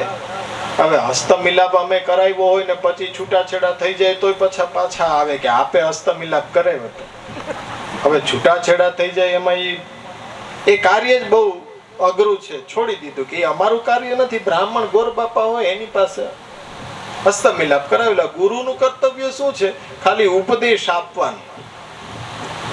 કોઈ રિબિન કાપવી દુકાનમાં જઈને પછી એમ કે આ તો આપે ઉદ્ઘાટન કર્યું પણ કઈ બહુ ચાલતું નથી, તો પછી અમારે કરવું શું? અમારો ઉપયોગ કેવી રીતના થાય છે એ અમને ખબર નથી પડતી. બાપુજી છે એ પથારી વસુ છે એટલે બધા વૈષ્ણવ એમ કે તમે બાળકને પધરાવ્યા. એ કે એવું હોય? હા, એ કે બાળકને પધરાવો એટલે 24 કલાકમાં. આવો ઉપયોગ કા યમરાજાને પધરાવે છે કે કોને પધરાવે છે? અને અમે જઈએ એટલે કે આપ એકવાર પધારો અને આશીર્વાદ ઉપરનો ઓડાડી દો. અમને વિશ્વાસ છે કે બાપુજી દેહ છોડી દેશે. એટલે પણ શું ઉપરનો ઓડાડીએ છીએ કે તલવાર લઈને આવીએ છીએ કે બાપુજી પહોંચી જ જશે એવું નક્કી છે? હવે આપ પધાર્યા છો તો જલ લેવડાવીએ દિયો બાપુજીને. તો અમે તો કહીએ કે ભાઈ અમારા હાથે આ જારીજીનું જલ છે, ભલે ને લેતા. અને બાજુમાં માજી પણ બેઠા હોય કે બાવા મારા ઉપર મને લેવડે. ના બા, તમારે તો રહેવાનું છે. અરે ભાઈ, આ ઝેર નથી, જલ છે, જલ ભલે ને લઈ લેતા. એ ના ના ના કે એને ન આપતા, ખાલી બાપુજીને જ આપો. કારણ કે બાપુજી જાય એમ છે. અને આ તો કે એની તો હજી જરૂર છે અમારે. એટલે પણ આ કઈ ઝેર નથી, આ જારીજીનું જલ એને જ આપ્યું છે ને મારે લેવડાવવાનું છે. પછી પધારવાનું જ બંધ કરી દીધું કે આવો જોખમનો આપણે ઉપાડવું જ નહીં. યમરાજા ગણો કે 24 કલાકમાં કે એ અત્યાર સુધી અમે કે આમ પ્રમાણ સાથે કહી શકીએ બાલક પધારે આશીર્વાદ આપે એટલે કાલ હવાર ન પડે એની પહેલા કે રજા લઈ જાય. એટલે અમારો ઉપયોગ કંઈક યમરાજા જેવો કરતા હોય કે અમારો આમ દર્શન થતા જ એનો હાર્ટ બેસી જાય કે આ ક્યાં આવ્યા. હવે છેલ્લે આખી જિંદગી તો ભેટ કરીને ખાલી કર્યા ને હવે આ બધા બાળકોને નહીં રહેવા દે. કદાચ બોલવાની શક્તિ ન હોય ને અમને યમરાજાની જેમ જોઈ જાય, હાર્ટ ફેલ થઈ જાય. કારણ કે એવી કદાચ અમારી દેખાતી હોય તમને પર્સનાલિટી, એટલે કદાચ પધરાવતા હો કે હવે છેલ્લે બાવાને દેખાડી દો. એટલે આવા ઉપયોગ ગુરુના ક્યારે પણ ન કરવા, કેવલ ઉપદેશ ગ્રહણ કરવા માટે. ઉપદેશ ગ્રહણ કરવા માટે, સ્વમાર્ગીય ગ્રંથો ભણવા માટે. એટલે પુષ્ટિ ભક્તિ સંપ્રદાયને અનુસરણ કરવાનો આ બીજો રસ્તો છે. જો સેવા ન થઈ શકે તો પણ ક્યાંય ન ભટકો, કેવલ ઘરમાં રહીને અભ્યાસ કરો, અને એ અભ્યાસમાં કંઈ પણ પ્રશ્ન થાય તો બીજા બધાની કોઈની હું ગેરંટી ન લઈ શકું, પણ મારી 100% આપું કે ગમે ત્યારે પુસ્તક લઈને મારી પાસે આવવાની એ છૂટ છે. અને ગમે ત્યારે મને ફોન જોડીને, ફોનનો પણ સદુપયોગ કરાય કે ફોન જોડીને એ જ સમયે પૂછાય કે ભગવદ્ ગીતાની અંદર કે ષોડશ ગ્રંથની અંદર કે ભાગવતની અંદર અમને અહીંયા સમજાતું નથી. એ રીતના અભ્યાસ કરીને કૃષ્ણ સાથે જોડાવાનો પ્રયત્ન કરો. આપણું ચિત્ત કૃષ્ણની અંદર એકતાન બને એના માટે એ મહાપ્રભુજીએ રસ્તો બતાડ્યો છે કે સેવા ન થઈ શકે તો આપણા ગ્રંથો, આપણા એ શાસ્ત્રો એને વાંચન કરો. ભાગવત ક્યાંય સાંભળવાની જરૂર નથી. આજે ભાગવત ભલે હું પણ વાંચતો હોઉં, મારી પાસે સાંભળવાની આવશ્યકતા નથી, કારણ કે મહાપ્રભુજીની આજ્ઞા નથી કે કોઈ પણ બાલક વ્યાસપીઠ ઉપર બેસીને ભાગવત 7 દિવસની અંદર કરે. ભાગવતને ભણાવી શકે, અભ્યાસ કરાવી શકે. એટલે એ અભ્યાસ કરાવવા માટે ગુરુની આવશ્યકતા છે. તો ગમે ત્યારે એવો મનોરથ થાય કે સંપ્રદાયનો વિકાસ કરવો છે, ત્યારે ભલે પ્રસાદ ન લેવડાવો. આ પ્રસાદની તો માયા એવી છે, મોનથાળની માયા, કે બધું આપણને ભૂલાવી રહી છે. અને પ્રસાદ લઈ લઈને તો આપણું સ્વાસ્થ્ય જોખમાઈ ગયું, ડાયાબિટીસે ભરડો લીધો. પણ હવે વલ્લભનો વાંગમય વાણીનો પ્રસાદ બધાને લેવડાવવાનો મનોરથ કરો. કંઈક બાળકો માટે, સિંચન સંસ્કાર માટે રોજે રોજ નહીં તો દર એકાદશી એવું સત્ર રાખો કે ગામના વૈષ્ણવોના આપણા નાના બાળકો આપણા સ્તોત્ર પાઠ બધા કંઠસ્થ કરે, અર્થ અનુસંધાન સાથે. અર્થ અનુસંધાન સાથે. અત્યાર સુધી જે 25-25 વર્ષથી પાઠ કરતા હોય પણ અર્થની ખબર જ ન હોય, યમનાષ્ટક કરતા હોય પણ યમનાષ્ટકની અંદર એ શા માટે કરે છે યમનાષ્ટક એને ખ્યાલ ન હોય. કોઈએ બતાડી દીધું હોય કે તમારે હમણાં આર્થિક બહુ કે ભીંસ છે ને, એટલે તમે યમનાષ્ટક કરો. એટલે અમે કીધું કે યમનાષ્ટકમાં એવું શું આવે કે જે આર્થિક રીતે તમને એ યમનાજી સહાયક થઈ શકે? તો કે એમાં આવે ને ધનાધનની ભેસતા. ધનાધનની આવે? અમે તો ક્યાંય એવો પાઠ વાપર્યો નથી. ઘના ઘનની ભેસતા છે. એમ કે ઘના ઘનની ભેસતા 25 વર્ષથી અમે દે ધનાધની, ધનાધનની ભેસતા. હવે આ મોટા વડીલોની હાલત આવી હોય તો આપણા બાળકો શું કે એ પણ પાછા દે ધનાધન જ શીખે ને. એટલે કહે છે કે પાઠશાળા દરેક ગામની અંદર એ બાળકોને એકત્રિત કરીને ભલે મહિનામાં 2 દિવસ એ બેસાડીને અવશ્ય આપણા સ્તોત્ર ગ્રંથ પાઠ ને ઉચ્ચારણ અર્થ અનુસંધાન સાથે કરાવતા હતા. જે આવો અંધકાર ન રહે, આપણે દે ધનાધનમાં એ કાઢી નાખ્યો. ઘણા પછી એવા શબ્દો હોય કે પ્રાચીન જે પરંપરામાં માનતા હોય ને એ લોકો એમ કે છે કે આપણે અન્ય દેવી દેવતાઓનું નામ પણ ન લેવાય. કપડા સીવડાવવા છે, ઓહો તમે કે કપડા સીવડાવવા એવું બોલ્યા તો કે એમાં શું વાંધો આવ્યો? ના બોલાય. કે કેમ ન બોલાય? એમાં શિવનું નામ આવે. કપડા સીવડાવવા, શિવનું નામ લીધું એટલે અન્યાશ્રય થઈ ગયો. એમ તો એ કે એને શું કહેવાય? કપડું ખીલવવું કહેવાય. ખીલવવું એટલે કે દરજીને એમ કહીએ તો સમજે કે આ મારો શર્ટ ખીલવી દો, તો ઓલો કન્ફ્યુઝ થઈ જાય કે આ શું ખીલવી દો. મેં કીધું તો પછી તમે યમનાષ્ટકનો પાઠ નહીં કરતા હો ને, પાઠમાં શિવનું નામ આવે. શિવ વિરંચિદે વસ્તુતે, તો તમે અહીંયા ખીલ વિરંચિદે વસ્તુતે બોલો છો. કાંઈક તો ઉપરનો માળ ઉપયોગ કરે કે ન કરે માણસ, કે ભાડે જ આપી દીધો હોય કે એવી અત્યારના કથા છે આપણા પુષ્ટિ ભક્તિ સંપ્રદાયની. હવે આ કથા પક્ષ છે, માની લ્યો કે કથા પક્ષ કે સેવા પક્ષ બંને આપણે અનુસરણ નથી કરી શકતા આપણી પરિસ્થિતિને પ્રમાણે. વાંચનનો સમય ન મળે, અભ્યાસ કર્યો ન હોય તો કેવી રીતના વાંચન થઈ શકે? અને સેવા ન થઈ શકતી હોય તો પણ કોઈ રસ્તો છે પુષ્ટિ ભક્તિ સંપ્રદાયની અંદર? મહાપ્રભુજી જેવા એવા ઉદાર ગુરુ છે કે એમણે તો પણ માર્ગ પ્રશસ્ત કર્યો છે કે જે સેવા અને કથા ન કરી શકતા હોય ને એના માટે પણ શ્રી મહાપ્રભુજી ઉપદેશ આપી રહ્યા છે કે કેવલ અષ્ટાક્ષર શ્રી કૃષ્ણ શરણમ મમ, આ 8 અક્ષર આપણા અષ્ટાક્ષર મંત્રની દીક્ષા છે. આ પ્રથમ દીક્ષા શરણ દીક્ષા. એ શરણ દીક્ષાને જો વારંવાર ચિંતન મનન કરતા રહ્યો ને, શ્રી કૃષ્ણ શરણમ મમ, શ્રી કૃષ્ણ શરણમ મમ, પણ ક્યાંય પણ ભટકવું નહીં. ભક્તિનો ભાવ આપણા ઘરની અંદર જ પ્રવૃદ્ધ થઈ શકે. કંઈ ન થઈ શકે તો ઘરની અંદર બેસીને કેવલ અષ્ટાક્ષર શ્રી કૃષ્ણ શરણમ મમ બની શકે એટલું. જ્યારે યાદ આવે ત્યારે અષ્ટાક્ષર શ્રી કૃષ્ણ શરણમ મમ, ચાલતા ફરતા ઉઠતા બેસતા કોઈ પણ કાર્ય કરતા પણ અષ્ટાક્ષર બોલી શકાય છે. એ અષ્ટાક્ષર જો લેશો ને તો પણ શ્રી મહાપ્રભુજી કહે છે કે પુષ્ટિ ભક્તિ સંપ્રદાય નું જે સર્વોત્તમ ફલ છે કૃષ્ણ પ્રાપ્તિ, એ અષ્ટાક્ષર દ્વારા પણ અવશ્ય થઈ શકશે. શ્રી મહાપ્રભુજીના આશીર્વાદ છે આપણા ઉપર.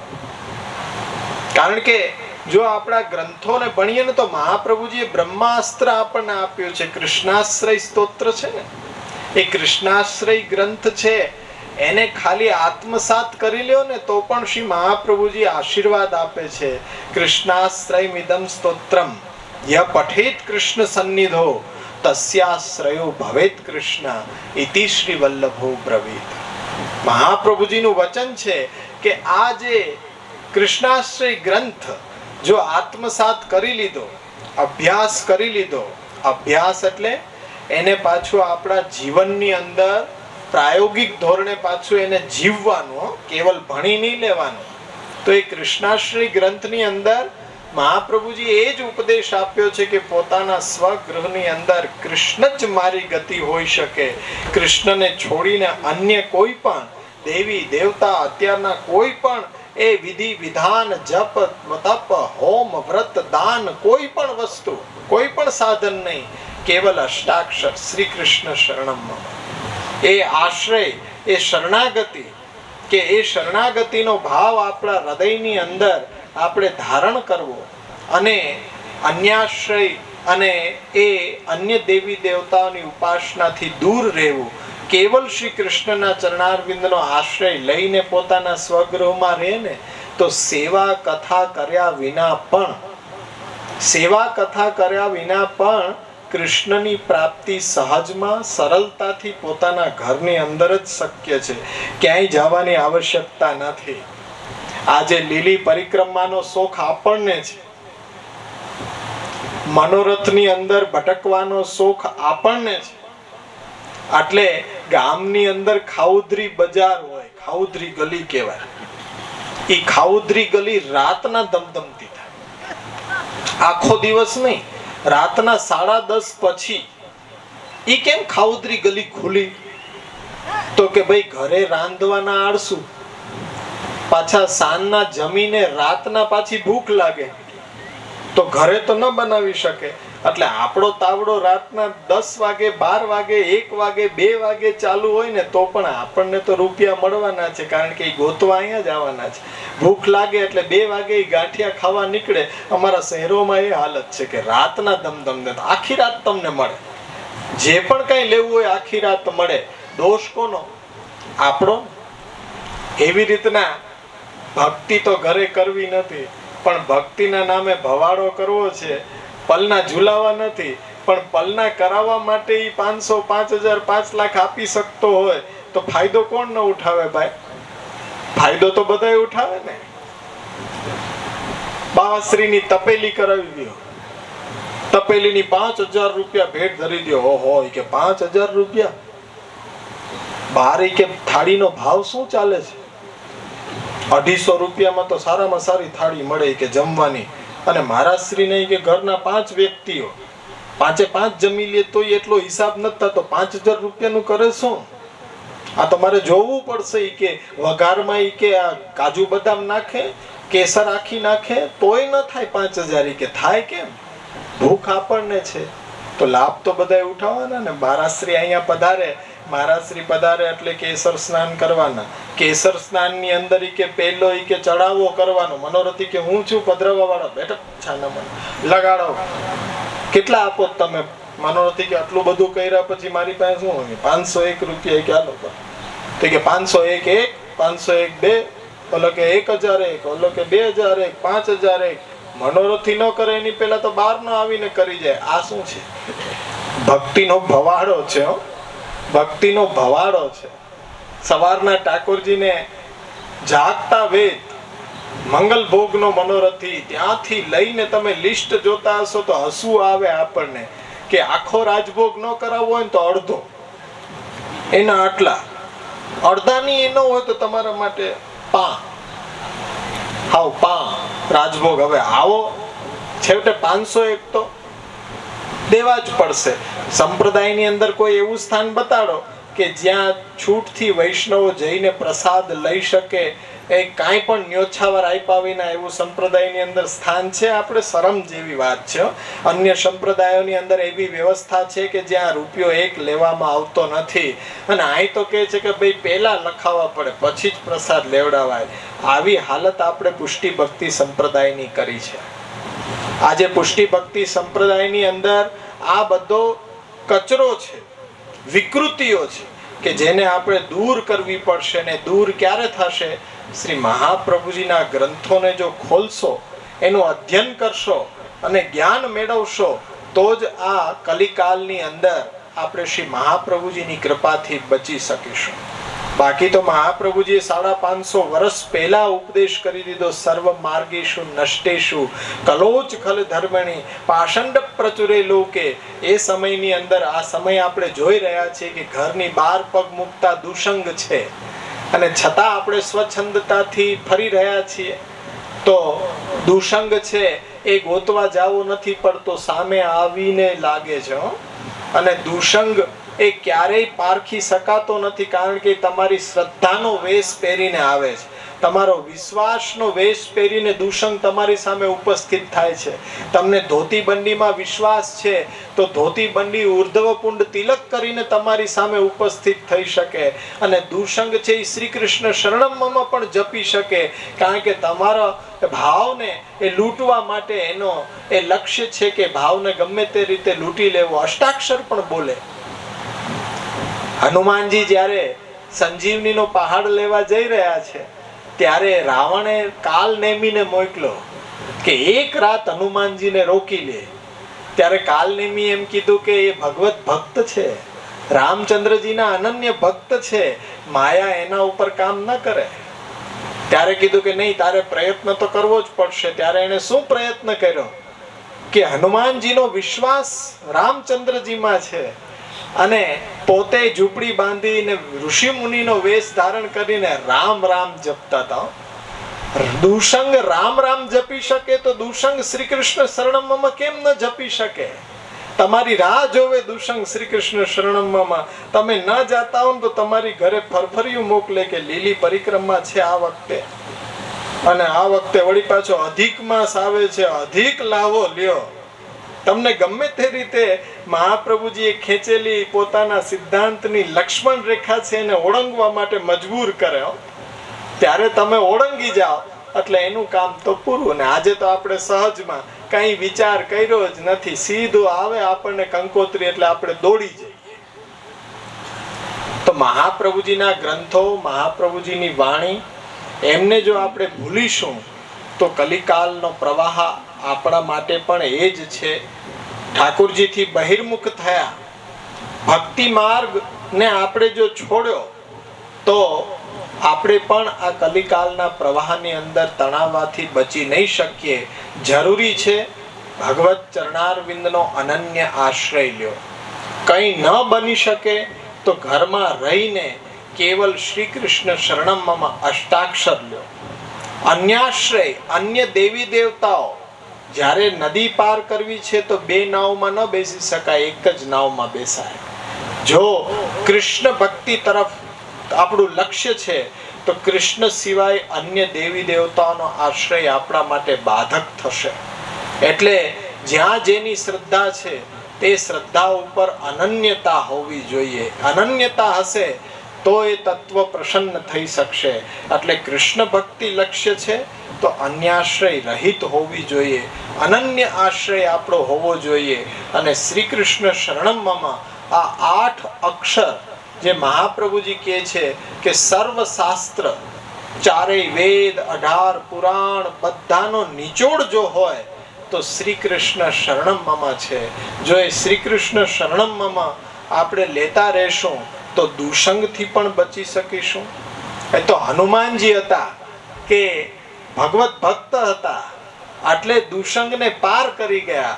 બાકી આપણા જેવા વ્યક્તિનું કામ નથી કે દુષંગને પાર કરી શકે. દુષંગ બહુ બલિષ્ઠ હોય અને ક્યારે આપણને આપણો કોળિયો બનાવી લે આપણને પણ ખ્યાલ ના આવે. અને દેહ ક્ષણભંગુર છે, એક ક્ષણ પણ બરબાદ કર્યા વિના અષ્ટાક્ષરનું સ્મરણ લેવું અંતિમ ઉપાય છે.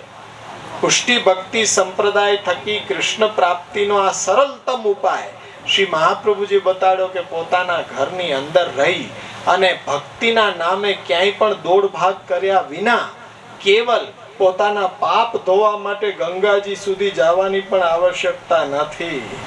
કારણ કે ગંગાજીમાં પાપ ધોવાય છે એવું બધાએ સાંભળ્યું હશે, પણ ગંગાજીમાં પાપ ધોવાતા નથી. વિવેકાનંદજીના ગુરુ રામકૃષ્ણ પરમહંસ હતા. આપણે ભગવદ્ ગીતા ન વાંચતા હોય તો એમ કે રામકૃષ્ણ પરમહંસની વાત શું કરતા હશે બાબા, આવા બધાની વાત શું કરતા. આપણે તો કેવલ ભાગવત, પંચગીત, અરે પેલા આ ભણવાનું છે. પંચગીત સુધી પહોંચવા માટે જરૂરી તો જોશે ને, કર્તવ્યના ઠેકાણા ન હોય ને ફલ સુધી પહોંચવાની ક્યાં વાત કરો. રામકૃષ્ણ પરમહંસે એના શિષ્યને એમ કીધું કે ગંગાજીમાં પાપ નથી ધોવાતા. તો શિષ્ય એમ કીધું કે આ શાસ્ત્રો ખોટા. શાસ્ત્રમાં એમ લખ્યું છે કે 100 યોજન દૂર ઉભા રહીને હે ગંગે એમ તમે બોલો ત્યાં તમારા બધાય પાપ ધોવાઈ જાય. ત્યારે રામકૃષ્ણ પરમહંસે કીધું કે શાસ્ત્ર બધાય સાચા પણ તારી સમજ છે ને એ ખોટી. ગંગાજીમાં પાપ ધોવાતા નથી. એટલે કે એવું કેમ કહો છો, સમજાવો અમને. ત્યારે એમ કીધું કે જો ગંગાજીમાં તમે જ્યારે પ્રવેશ કરો, જલની અંદર ડૂબકી લગાડો, ત્યારે તમારા શરીરમાંથી બધાય પાપ નીકળી અને ગંગાજીના તટ ઉપર વૃક્ષ હોય ને એના ઉપર બેસે અને રાહ જોવે કે આ ગંગાજીમાંથી બહાર આવે એટલે પાછા બધાય પાપ શરીરની અંદર પાછા હતા એવા ને એવા ઘરે તમે આવો. એમાં કોઈ ફરક ન પડે. તો કે ગુરુજી તો પછી કે આનો તોડ શું, ઉપાય શું? તો કે ગંગાજીમાં અંદર જાઓ ને બહાર આવવું જ નહીં.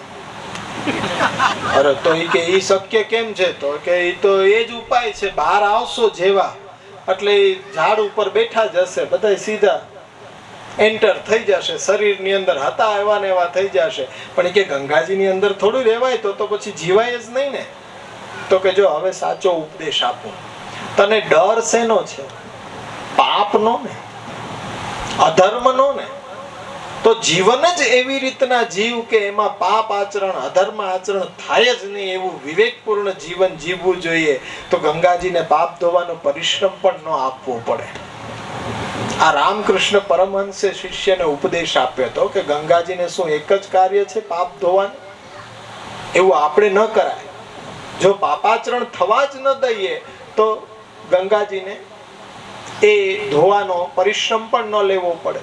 ગંગાજીને જ્યારે ભગીરથે ભૂતલ ઉપર પધાર્યા ત્યારે ગંગાજીને પણ ચિંતા થઈ હતી કે મારામાં બધાય પોતાના પાપના પોટલા ધોશે પણ આ બધો કચરો મારે ક્યાં ઠલવવો?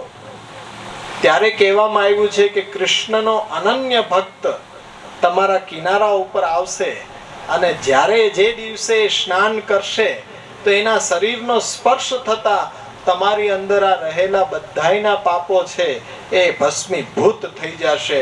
આ કૃષ્ણ ભક્તની સર્વોત્તમ કક્ષા કે જે કક્ષા ઉપર શ્રી મહાપ્રભુજી આપણને મૂક્યા છે અને આપણે અધોગતિ તરફ જઈ રહ્યા છીએ.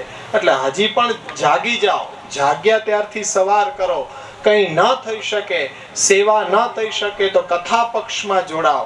કથા પક્ષની અંદર અમે ઉપસ્થિત છીએ કે કેવી રીતના ગ્રંથોનું અધ્યયનની શરૂઆત કરવી, ગ્રંથો ક્યાં વાંચવા, ક્યાંથી પધરાવા, બધી સરળતા સુવિધા અમે કરી આપવા તૈયાર છીએ કે તમારી ઘરે ગ્રંથો પણ અમે પધરાવશું, તમે પણ કેવી રીતના ગ્રંથોને વાંચન કરવા એ શીખવશું પણ અમે, અને દરેક ગ્રંથનો અભ્યાસ પણ અમે કરાવવા તત્પર છીએ. કારણ કે અમારું કર્તવ્ય જ એ છે કે અનુયાયીને મહાપ્રભુજીના ગ્રંથો, એમની વાણી, એમના સિદ્ધાંતોથી અવગત કરીને પુષ્ટિ પથ ઉપર અગ્રેસર કરવા. એને છોડીને બીજું કોઈ કર્તવ્ય અમારું શેષ રહી નથી જતું. એટલે હંમેશા જાગૃત રહેજો. ભક્તિના નામે ક્યારેય પણ પાખંડ, અધર્મ એ આચરણ ન થઈ જાય એના માટે હંમેશા દરેક કર્મ, દરેક કાર્ય કરતા પહેલા ધર્મ અધર્મનો વિચાર કરવો જરૂરી છે. શ્રી મહાપ્રભુજી વિવેક ધૈર્યાશ્રય ગ્રંથમાં ઉપદેશ કરે છે કે હંમેશા ધર્મ અધર્મનું અગ્રદર્શન કરી અને પછી એ કર્મ કરવા પ્રવૃત્ત થવું જોઈએ. કોઈ પણ મનોરથ શ્રી મહાપ્રભુજીના સિદ્ધાંતની મર્યાદાને ઓળંગીને ન કરવો જોઈએ. ક્યારેય પણ આપણા ઠાકોરજીને જાહેરમાં, પ્રદર્શનમાં ક્યારેય મૂકવા જોઈએ નહીં. ઠાકોરજીના દર્શન પુષ્ટિ ભક્તિ સંપ્રદાયમાં કરાવાતા જ નથી. પાછી આ નવીનતા લાગશે. બધી જ વાત અમારી જે જૂની છે ને એ નવીનતા લાગશે, કારણ કે આપણે એને વ્યવહારમાંથી દૂર કરી દીધી છે. બધાને દર્શન કરાવવા જોઈએ. અરે બધાને કેમ દર્શન કરાવાય? આપણી તિજોરી હોય, એ તિજોરીના દર્શન આપણે કેટલાને કરાવી શકીએ? ઘરની અંદર જ્યારે પૈસા ગણવા હોય ને ત્યારે રૂમની અંદર આપણા સિવાય કોઈ ઘરના સભ્યને પણ આપણે ન રાખીએ. બધાને બહાર મોકલી દઈએ કે બહાર તમે બેસો, અને બારીને બંધ કરી છે તો પણ એના ઉપર પડદા મારી દઈએ અને પછી તિજોરી ખોલીને ગણીએ. કેમ ભાઈ આટલી બધી ગુપ્તતા કેમ? ઈ કોઈને ન બતાડાય કે ઘરના સભ્યોને ખબર ન હોય કે શું છે, કેટલું છે, ક્યાં છે, કેવી રીતના છે. કદાચ આજીવન ખબર પણ ન પડે એવા દાખલા બને. તો એની ગુપ્તતા કેમ એટલી વધી? અને ઠાકોરજી લક્ષ્મી સહસ્ત્ર લીલાભી સેવ્યમાનમ કલાનિધિમ, હજારો લક્ષ્મીઓ જેના ચરણારવિંદને સેવી રહી છે. અમારો નિર્ધન કો ઘનશ્યામ, એ આપણું ધન છે, એને આટલું સસ્તું ગણો છો કે જાહેરમાં મૂકી દો છો, જાહેરમાં પ્રદર્શનમાં મૂકી દો છો. ક્યારેય પણ ઠાકોરજીના દર્શન પુષ્ટિ ભક્તિ સંપ્રદાયમાં જો આપણું સર્વસ્વ હોય તો આપણે ભક્તિ માર્ગીય હોઈએ તો ક્યારેય પણ કોઈને દર્શન એ આપણા ઠાકોરજીને કરાવવા જોઈએ નહીં. આ ભક્તિ માર્ગની મર્યાદાને આપણે જો પાલન કરશું, ધર્મનું રક્ષણ કરશું, તો કઠિન સમયમાં ધર્મ અવશ્ય આપણું રક્ષણ કરે છે. આ આપણી જીવન પદ્ધતિ છે, પુષ્ટિ ભક્તિ માર્ગીય જીવન પદ્ધતિ છે કે અહીંયા કથા છે તો પણ એકાંકી, આપણે જ શ્રોતા, આપણે જ વક્તા, આપણે જ ભાગવત વાંચનારા, આપણે જ સાંભળનારા, કોઈ બીજાની આવશ્યકતા નથી. એટલે આ રીતના જે પક્ષ મહાપ્રભુજીએ બતાડ્યા છે, આપ સૌને રુચિકર લાગે એ પક્ષને અનુસરણ કરો, પણ પ્રમાણિકતાથી કરો. શરણાગતિ શ્રી કૃષ્ણ શરણમ મમ, ભક્તિના નામે હવે હું મારું ઘર નહીં છોડું એવો સંકલ્પ કરશો, એ જ દિવસે પુષ્ટિ ભક્તિ સંપ્રદાય તમને ફલીભૂત થઈ ગયો. શ્રી મહાપ્રભુજીના આશીર્વાદ છે. અંતમાં શ્રી મહાપ્રભુજીના ચરણારવિંદમાં એ જ વિનંતી કરીએ કે આ કલિકાલની અંદર અમારી ગતિ મતિ ને રતિ શ્રી વલ્લભ પ્રભુના ચરણારવિંદમાં સ્થિર રહે એવી વિનંતી સાથે આપણે અહીંયા બધાને ખૂબ ખૂબ આશીર્વાદ કે જે પણ કઈ પ્રશ્ન હોય એ પ્રશ્ન અવશ્ય પૂછવા જોઈએ. અમને પ્રશ્ન ન પૂછાય એમાં પરિશ્રમ પડી જાય, અરે મહાપ્રભુજીએ પરિશ્રમ લીધો એની સામે તો અમારો કંઈ નથી. જ્યારે પ્રશ્ન કરશો તો જ તમને ખ્યાલ આવશે કે અહીંયા બેઠેલો વ્યક્તિ છે ખરેખર ગુરુપદ ઉપર શોભે છે કે નથી શોભતો. હંમેશા ગમે તે બાળકો સામે ઉપસ્થિત થાવ, પ્રશ્નની ભેટ પહેલા ધરો, પોતાની મૂંઝવણ પહેલા કહો. કારણ કે ગુરુ છે એ અલૌકિક પિતા છે. ગુરુ છે એનો સંબંધ અનુયાયી સાથે પિતા પુત્રનો છે, પિતા પુત્રીનો છે. તો પુત્ર છે, પુત્રી છે, પોતાના મનની વાત પોતાના પિતાને નહીં કરે તો કોને કરશે? એટલે એક પિતાના રૂહે તમે અહીંયા બેસીને તમારા મનની મૂંઝવણ કયો, એનો રસ્તો આપણે બંને મળીને વિચાર કરીએ અને કૃષ્ણ પ્રાપ્તિના ધ્યેય સુધી પહોંચીએ. આપણે બધા પુષ્ટિ ભક્તિના માર્ગના પથિક છીએ, તો સાથે આપણે ચાલીશું તો આપણું ગંતવ્ય શ્રી મહાપ્રભુજીની કૃપાથી આપણને બધાને એ કૃષ્ણ પ્રાપ્તિના માર્ગ ઉપર અગ્રેસર થવા માટે બલ આપે. આપણો વિવેક, ધૈર્ય અને આશ્રય આપણે સુદૃઢ બનાવી શકીએ એવા અંતઃકરણપૂર્વકના આપ સૌને આશીર્વાદ. પ્રશ્ન કર્યો છે કે સૂતકમાં યમનાષ્ટક સર્વોત્તમ બોલાય કે ન બોલાય?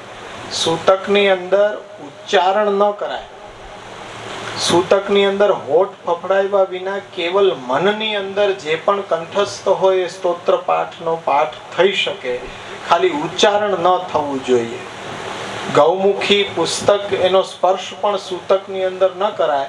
જેટલું કંઠસ્થ હોય એટલું આપણે હોઠ ફફડાવ્યા વિના, ઉચ્ચારણ કર્યા વિના એ મનમાં આપણે પાઠ કરી શકીએ. ત્યારે મનોરથમાં પ્રસાદ લેવા જવાય કે નહીં? હવે આનો ઉત્તર થોડો આકરો છે. આમ જવાય કે ઓમ ન જવાય? આમ ઓમ નો આપણું બહુ કઠિન ભાષા છે. આમ તમે પ્રસાદ લ્યો તો વાંધો નહીં, પણ ઓમ ન ચાલે. એટલે શું કીધું એ જ ખબર ન પડે, પણ હું એવો જવાબ દેતો નથી. કોઈ પણ મનોરથની અંદર પ્રસાદ લેવો કે ન લેવો, એના માટે પહેલા ખાતરી કરવી કે એ મનોરથની અંદર જે મનોરથી છે એના પ્રભુને ભોગ ધરવામાં આવે છે કે નહીં.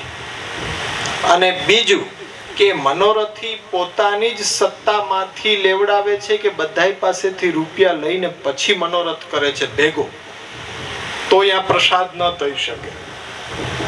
અને જ્યાં ઠાકોરજી જ ન બિરાજતા હોય તો ત્યાં પ્રસાદ કેવી રીતના થાય? પ્રસાદ એટલે શું? કે સ્વામી સંતોષ જનિકા ક્રિયા, સ્વામીને સંતોષ અપાવે એવી ક્રિયાનું નામ સેવા. અને જ્યાં એ સ્વામીને સંતોષજનક ક્રિયા થતી હોય એ અંતર્ગત ઠાકોરજીને ભોગ ધરવામાં આવેલો હોય તો ઠાકોરજી પ્રસન્નતાથી આરોગે અને એ પ્રસાદ કહેવાય. પરંતુ હવે જ્યાં મનોરથની અંદર ઠાકોરજી મેં તમને ન કીધી ઇનકી વાર્તા કહા તાહી કહી, એનો પાર નથી.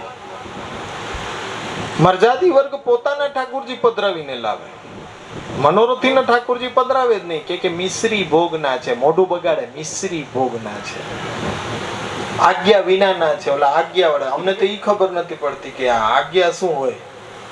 તમને કે આજ્ઞા વિના તમે સેવા કરો, આ આજ્ઞા દેવા વાળાને પાછી કોઈની આજ્ઞા હોય જ નહીં. અમે સ્વચ્છંદ વ્યવહાર કરતા હોઈએ તોય તમે આપો.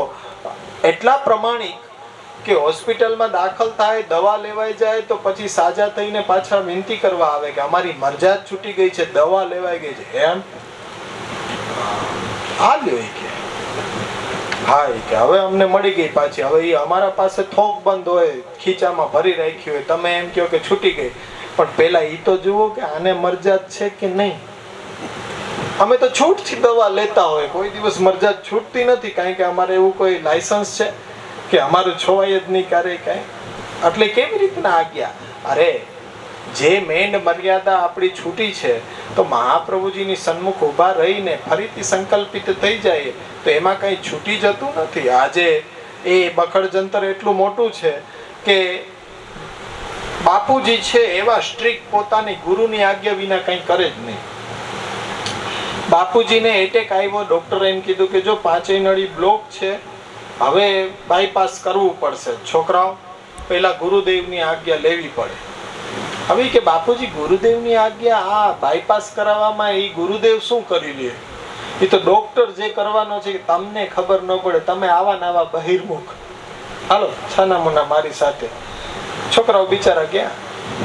એટલે ગુરુદેવે એમ કીધું દેહ ક્ષણ ભંગુર છે, આખું જીવન મર્યાદ પાલન કર્યું, અંત સમયે દેહને બગાડવો છે, ચીરશે, ફાડશે, ગમે તેવી દવા નાખશે, અભક્ષા ભક્ષા આ બધું આવશે, મેન મર્યાદ તારી બધી છૂટી જશે, અંત સમય અધોગતિ કરવી નહીં. તો પછી આજે મરવાનું છે, કાલે મરવાનું છે, મરવાથી શું બી છે? એમાં કઈ મરજાત થોડી છોડી દેવાય. છોકરાઓના મોતિયા મરી ગયા કે હવે પૂરું, બાપુજી હવે ન કરાવે બાયપાસ. એટલે બાપુજી એમ કીધું કે મને કાંઈ નહીં થાય, વિશ્વાસ રાખો. ગુરુદેવે કહી દીધું, બાપુજી ડોક્ટર નથી, ડોક્ટર કહે છે કે કરવું જ પડશે, બાકી તમે મહિના દિવસમાં. અને એ ન કરાવ્યું એટલે ન જ કરે મહિના દિવસમાં. પછી તો શું થાય? બાપુજી વયા ગયા. સડનલી બીજે મહિને ગુરુદેવને એટેક આવ્યો. ગુરુદેવ 24 કલાક ન થઈ, સારામાં સારી હોસ્પિટલમાં બાયપાસ કરાવીએ લીધું અને પાછા હતા એવા ને એવા થઈ ગયા. હવે એના છોકરાઓ આજ સુધી એમ કે છે કે અમારા બાપુજી પહોંચ્યા નથી, પહોંચાડી દીધા છે. જો ઉપદેશ તમે આપો છો તો એ ઉપદેશ તમારા ઉપર લાગુ પડે ને, કે હવે ચીરફાડ તમે કેમ કરાવી, તમે બાયપાસ કેમ કરાવ્યો, તમારા માટે એ જ મર્યાદા છે. આજ મરવું, કાલ મરવું, પછી દેહને અશુદ્ધ શા માટે બનાવો? ગુરુદેવ પોતાના વાક્યના પાકા ન નીકળ્યા. એને 24 કલાકમાં બાયપાસ કરી દીધું. અમારા બાપુજી 5 વર્ષ સેવા વધારે કરત ને, 10 વર્ષ બાયપાસ કરાવી લીધું હોત તો, એક વ્રત કરી લે તો બહુ તો બહુ, પણ મારી નાખ્યા. આવી કફોડી પરિસ્થિતિ છે. છોકરાઓ બિચારા કરે શું? યુવાનો પછી તમે આગ્રહ રાખો કે તમારા સંપ્રદાય ધર્મને પાલન કરે, 100 ફૂટ દૂર આઘા હાલે. બાપુજી કંતાન વીટતા વીટતા પાઇપલાઇન ને ઠેઠ ટાંકા ઉપરથી ફળિયામાં આવી ગયા સીધા. હવે બાપુજી તો કઈ કરે નહીં. છોકરાઓ બિચારા તેડીને દવાખાને લઈ ગયા. ડોક્ટર બાપુજીને જોવા પહેલા તો દીકરાઓને ચોઈટા. શરમ નથી આવતી? હા, 70 વર્ષના બાપુજીને ટાંકા ઉપર ચડાવો છો, શરમ નથી આવતી? આવા યુવાન હટાકટા તમારે વીટી દેવાય ને. ઓલા બે મૂંઝાય કે હવે તું કે, હું શું કહું, તું કે એવું. ડોક્ટર સાહેબ તમને સમજમાં નહીં. પણ બાપુજી કરતા હતા શું? આ શું કરતા હતા એ કે એમ તમને કે નહીં. હવે આને કેમ કેવું કે કંતાન વીટતા હતા પાઇપલાઇનમાં? કે શું કંતાન વીટવાની જરૂર હોય? પાઇપલાઇનમાં પાઇપલાઇન અને તમે બધા ન કરી શકો. હવે કે એમ કેમ કેવું કે અમે તો અછૂત છીએ, અમે તો હાલતા જ નથી, ફળિયામાં બેઠા હોય આખો દિવસ, અમારા હાથનું જલ નથી પીતા બાપુજી. આવી તો કફોડી પરિસ્થિતિ યુવાનની છે. પછી તમે એમ કહો કે ધર્મને અનુસરણ કરે, 100 ફૂટ દૂર જ ચાલશે. જો આ આચરણ છોડશો ને તો સંપ્રદાયની અંદર યુવાનો અને બાળકો આવશે, બાકી પુષ્ટિ માર્ગનું ભવિષ્ય અંધકારમય છે. એટલે આવા મનોરથો કે જ્યાં વર વિનાની જાન હોય ને ત્યાં પ્રસાદ લેવાય જ નહીં. અને સૂતકમાં એ તમને પાતર આપી દે તો તમે લઈ શકો, બાધકમાં કઈ પ્રસાદ લેવામાં વાંધો નથી, પણ અલગ રહેવું પડે. એટલે પ્રસાદ તો પેલા લેતા પહેલા 100 વખત વિચાર કરજો કે ક્યાં લેવાય, શું એ ખરેખર પ્રસાદ જ છે કે નહીં, એ વિચાર કરવો જોઈએ. આપણે બધા શું હોય કે લગ્નમાં ભેગા થયા હોય ને એટલે કે જે ન લેતા હોય એને હવેલીએ અમે પાતર લખાવી દીધી છે. અરે હવેલીએ પાતર લખાવી, એના કરતા અહીંયા જમી લેવું વધારે ઉત્તમ. કારણ કે તમારા ઘરે તમે બનાવી લીધું, વાં તો કૃષ્ણના નામનો ભેટ આપીને એનો પાછો પ્રસાદ લીધો, દેવ દ્રવ્ય ખાવું, એના કરતા તો ઘરે જમાડી દેશો તો અમે જમી લેશું. પણ હવેલીએ પાતર ન લખાવો, આ પુષ્ટિ માર્ગ છે. આપણે ઊંધું સમજ્યા છીએ કે હવેલીએ લખાવી દે એટલે આ છૂટથી લેવાય, હવેલીએ જ ન લેવાય. પણ સગા સંબંધીઓને આ ઘરે બનાવી દે તો ઘરે લઈ લેવામાં કોઈ બાદ નથી. હું તો એ વિચારધારાને માની રહ્યો છું. પણ હવેલીએ તો ન જ લેવાય. કે હવેલી શું હોટલ છે? હોટલ જ ને. ત્યાં બેસે કે ભાઈ તમને પાસ આપે કે મનોરથ કરાવ્યો છે તો 5 જ જણા પ્રસાદ લેશે, છઠ્ઠો ન આવવો જોઈએ અંદર. છઠ્ઠો આવશે તો એના પાછા અલગ ભરવા પડશે. આવું તો હોટલોમાં હોય બધે. ત્યાં કઈ એવું થોડી ચલાવે. એટલે થોડોક વિચાર કરશો ને તો ઘણું બધું એમાંથી તમને પ્રાપ્ત થશે. પણ આ પહેલી જ વાર જ્યાં પ્રશ્ન પૂછાણા હોય, ખરેખર સફળ છે. મારું અહીંયા પધારવું સફળ છે કે તમારું મુખ ઉદ્ઘાટિત થાય ને પ્રશ્ન કરી શકો. એ મને બહુ પ્રિય છે કે મુખ ઉદ્ઘાટિત થવું જોઈએ, ખોલતા હોવું જોઈએ. મોઢું ખોલતા શીખો, પ્રશ્ન કરતા શીખો કે આવું કેમ, શા માટે, તો કંઈક ભવિષ્ય આપણું સુધરશે. બાકી આ બાળકોને, યુવાનોને આપણે શું આપીને જવાના? હવે તો બહુ જ ગઈ, થોડી સી રહી. પણ હવે જે પણ કાંઈ છે આચરણ કરીને જશો તો અવશ્ય યુવાનો એ આગળ શીખશે. સાચી વાત કહેશો, હંમેશા સ્ટ્રેટ ફોરવર્ડ વાત કરાય, કે જરાય કે એમાં વઘાર ન કરાય. યુવાનોને જેવું હોય એવું કહેવાય. આપણી ભૂલ હોય તો સ્વીકૃત કરી લેવાય. તો એ લોકો અવશ્ય માનશે, સ્વીકારશે પણ ખરા. જો એવો મનોરથ થાય કે દરેક ગામડાઓની અંદર યુવાનો માટે મહિનામાં 1 કે 2 શિબિર થાય, એની અંદર સ્વમાર્ગીય સિદ્ધાંતો ગ્રંથોને ભણે, બાળકો માટે એ અમારા બાળકો છે તો એ બાળકો શીખીને એ આ બાળકોને ભણાવે, તો એમના માટે દરેક ગામની અંદર આપણા બાળકો માટે મહિનામાં 1 દિવસ એવો કાઢીએ કે જે સ્તોત્ર ગ્રંથ પાઠ અને અભ્યાસ કરે. અને અમારું કર્તવ્ય એ જ છે કે અમે કોઈ મનોરથ હવેલી ક્યાંય પણ કોઈ પણ વસ્તુમાં અમે માનતા નથી, કેવલ અભ્યાસ કરાવવામાં જ માનીએ છીએ. એટલે અમારા દ્વારા આજે મોબાઈલનો સદુપયોગ કરી અને એમાં અભ્યાસ ગ્રુપ બનાવીને અઠવાડિયાના 8 દિવસ એ ગ્રંથોનું અધ્યયન એમાં કરાવવામાં આવે છે. ઘર બેઠા તમારે ક્યાંય જવાની આવશ્યકતા નથી. ઘરે બેસીને ખાલી શ્રવણ કરો અને ન સમજાતું હોય ત્યારે અહીંયા ખાલી અમને રોકીને પ્રશ્ન કરી શકો કે આ મને ન સમજાણું. 10 વાર સમજાવવામાં આવે છે. દરેક બાળકો માટે રવિવારના 5 થી 6 ઓનલાઈન વર્ગો હોય છે. એની અંદર આપણા દેશના નહીં પણ વિદેશના પણ મળીને કેટલા બાળકો આપણા સંપ્રદાયનો અભ્યાસ કરે છે, ભણે છે. આજે એ બાળકો 16 ગ્રંથને અર્થ સાથે મુખપાઠ તમારી સામે બોલી શકે. દરેક ગ્રંથ તમે જે ગ્રંથ કહો એ ગ્રંથે તમારી સામે અર્થ અનુસંધાને એક શ્લોક બોલે, એનો અર્થ કરીને તમને સમજાવી પણ શકે. મહાપ્રભુજીની કૃપાથી એ ઉત્કર્ષ છે આપણા સંપ્રદાયનો. 10,000 થી વધારે વૈષ્ણવો દેશ વિદેશના જોડાઈને અહીંથી જ એ અમે પ્રવચન દ્વારા એમને એ ગ્રંથોનું અધ્યયન કરાવીએ છીએ, તો એ ઘરમાં સેવા કરતા થઈ ગયા છે. આજે એક યુવાન કે જે એરફોર્સની અંદર છે, જુઓ પુષ્ટિ ભક્તિ સંપ્રદાય ક્યાં સુધી અંદર વિંગ કમાન્ડર છે, અને એને ઇન્ડિયન એમ્બેસી માંથી મૂકવામાં આવ્યો છે રશિયા.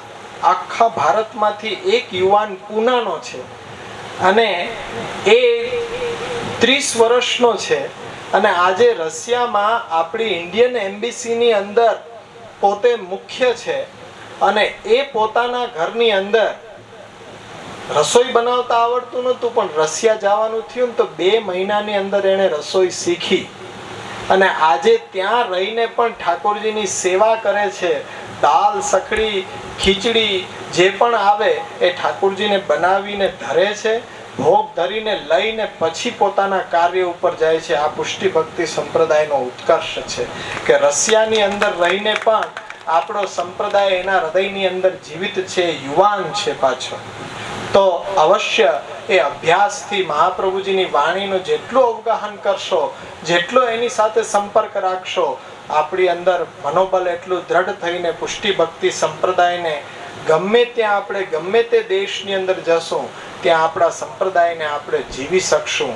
એટલે મનોરથ એવો કરજો કે આપણા ભવિષ્યને વધારે સુદૃઢ કરે અને પ્રશ્ન અવશ્ય પૂછવા માટે હંમેશા ઉત્સાહિત રહેવું જોઈએ. શ્રી વલ્લભન શરણે જઈ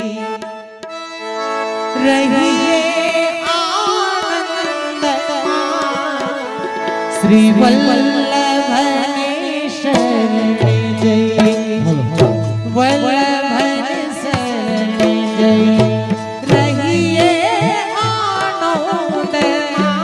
શ્રી વલ્લભન શરણે જઈ રહીએ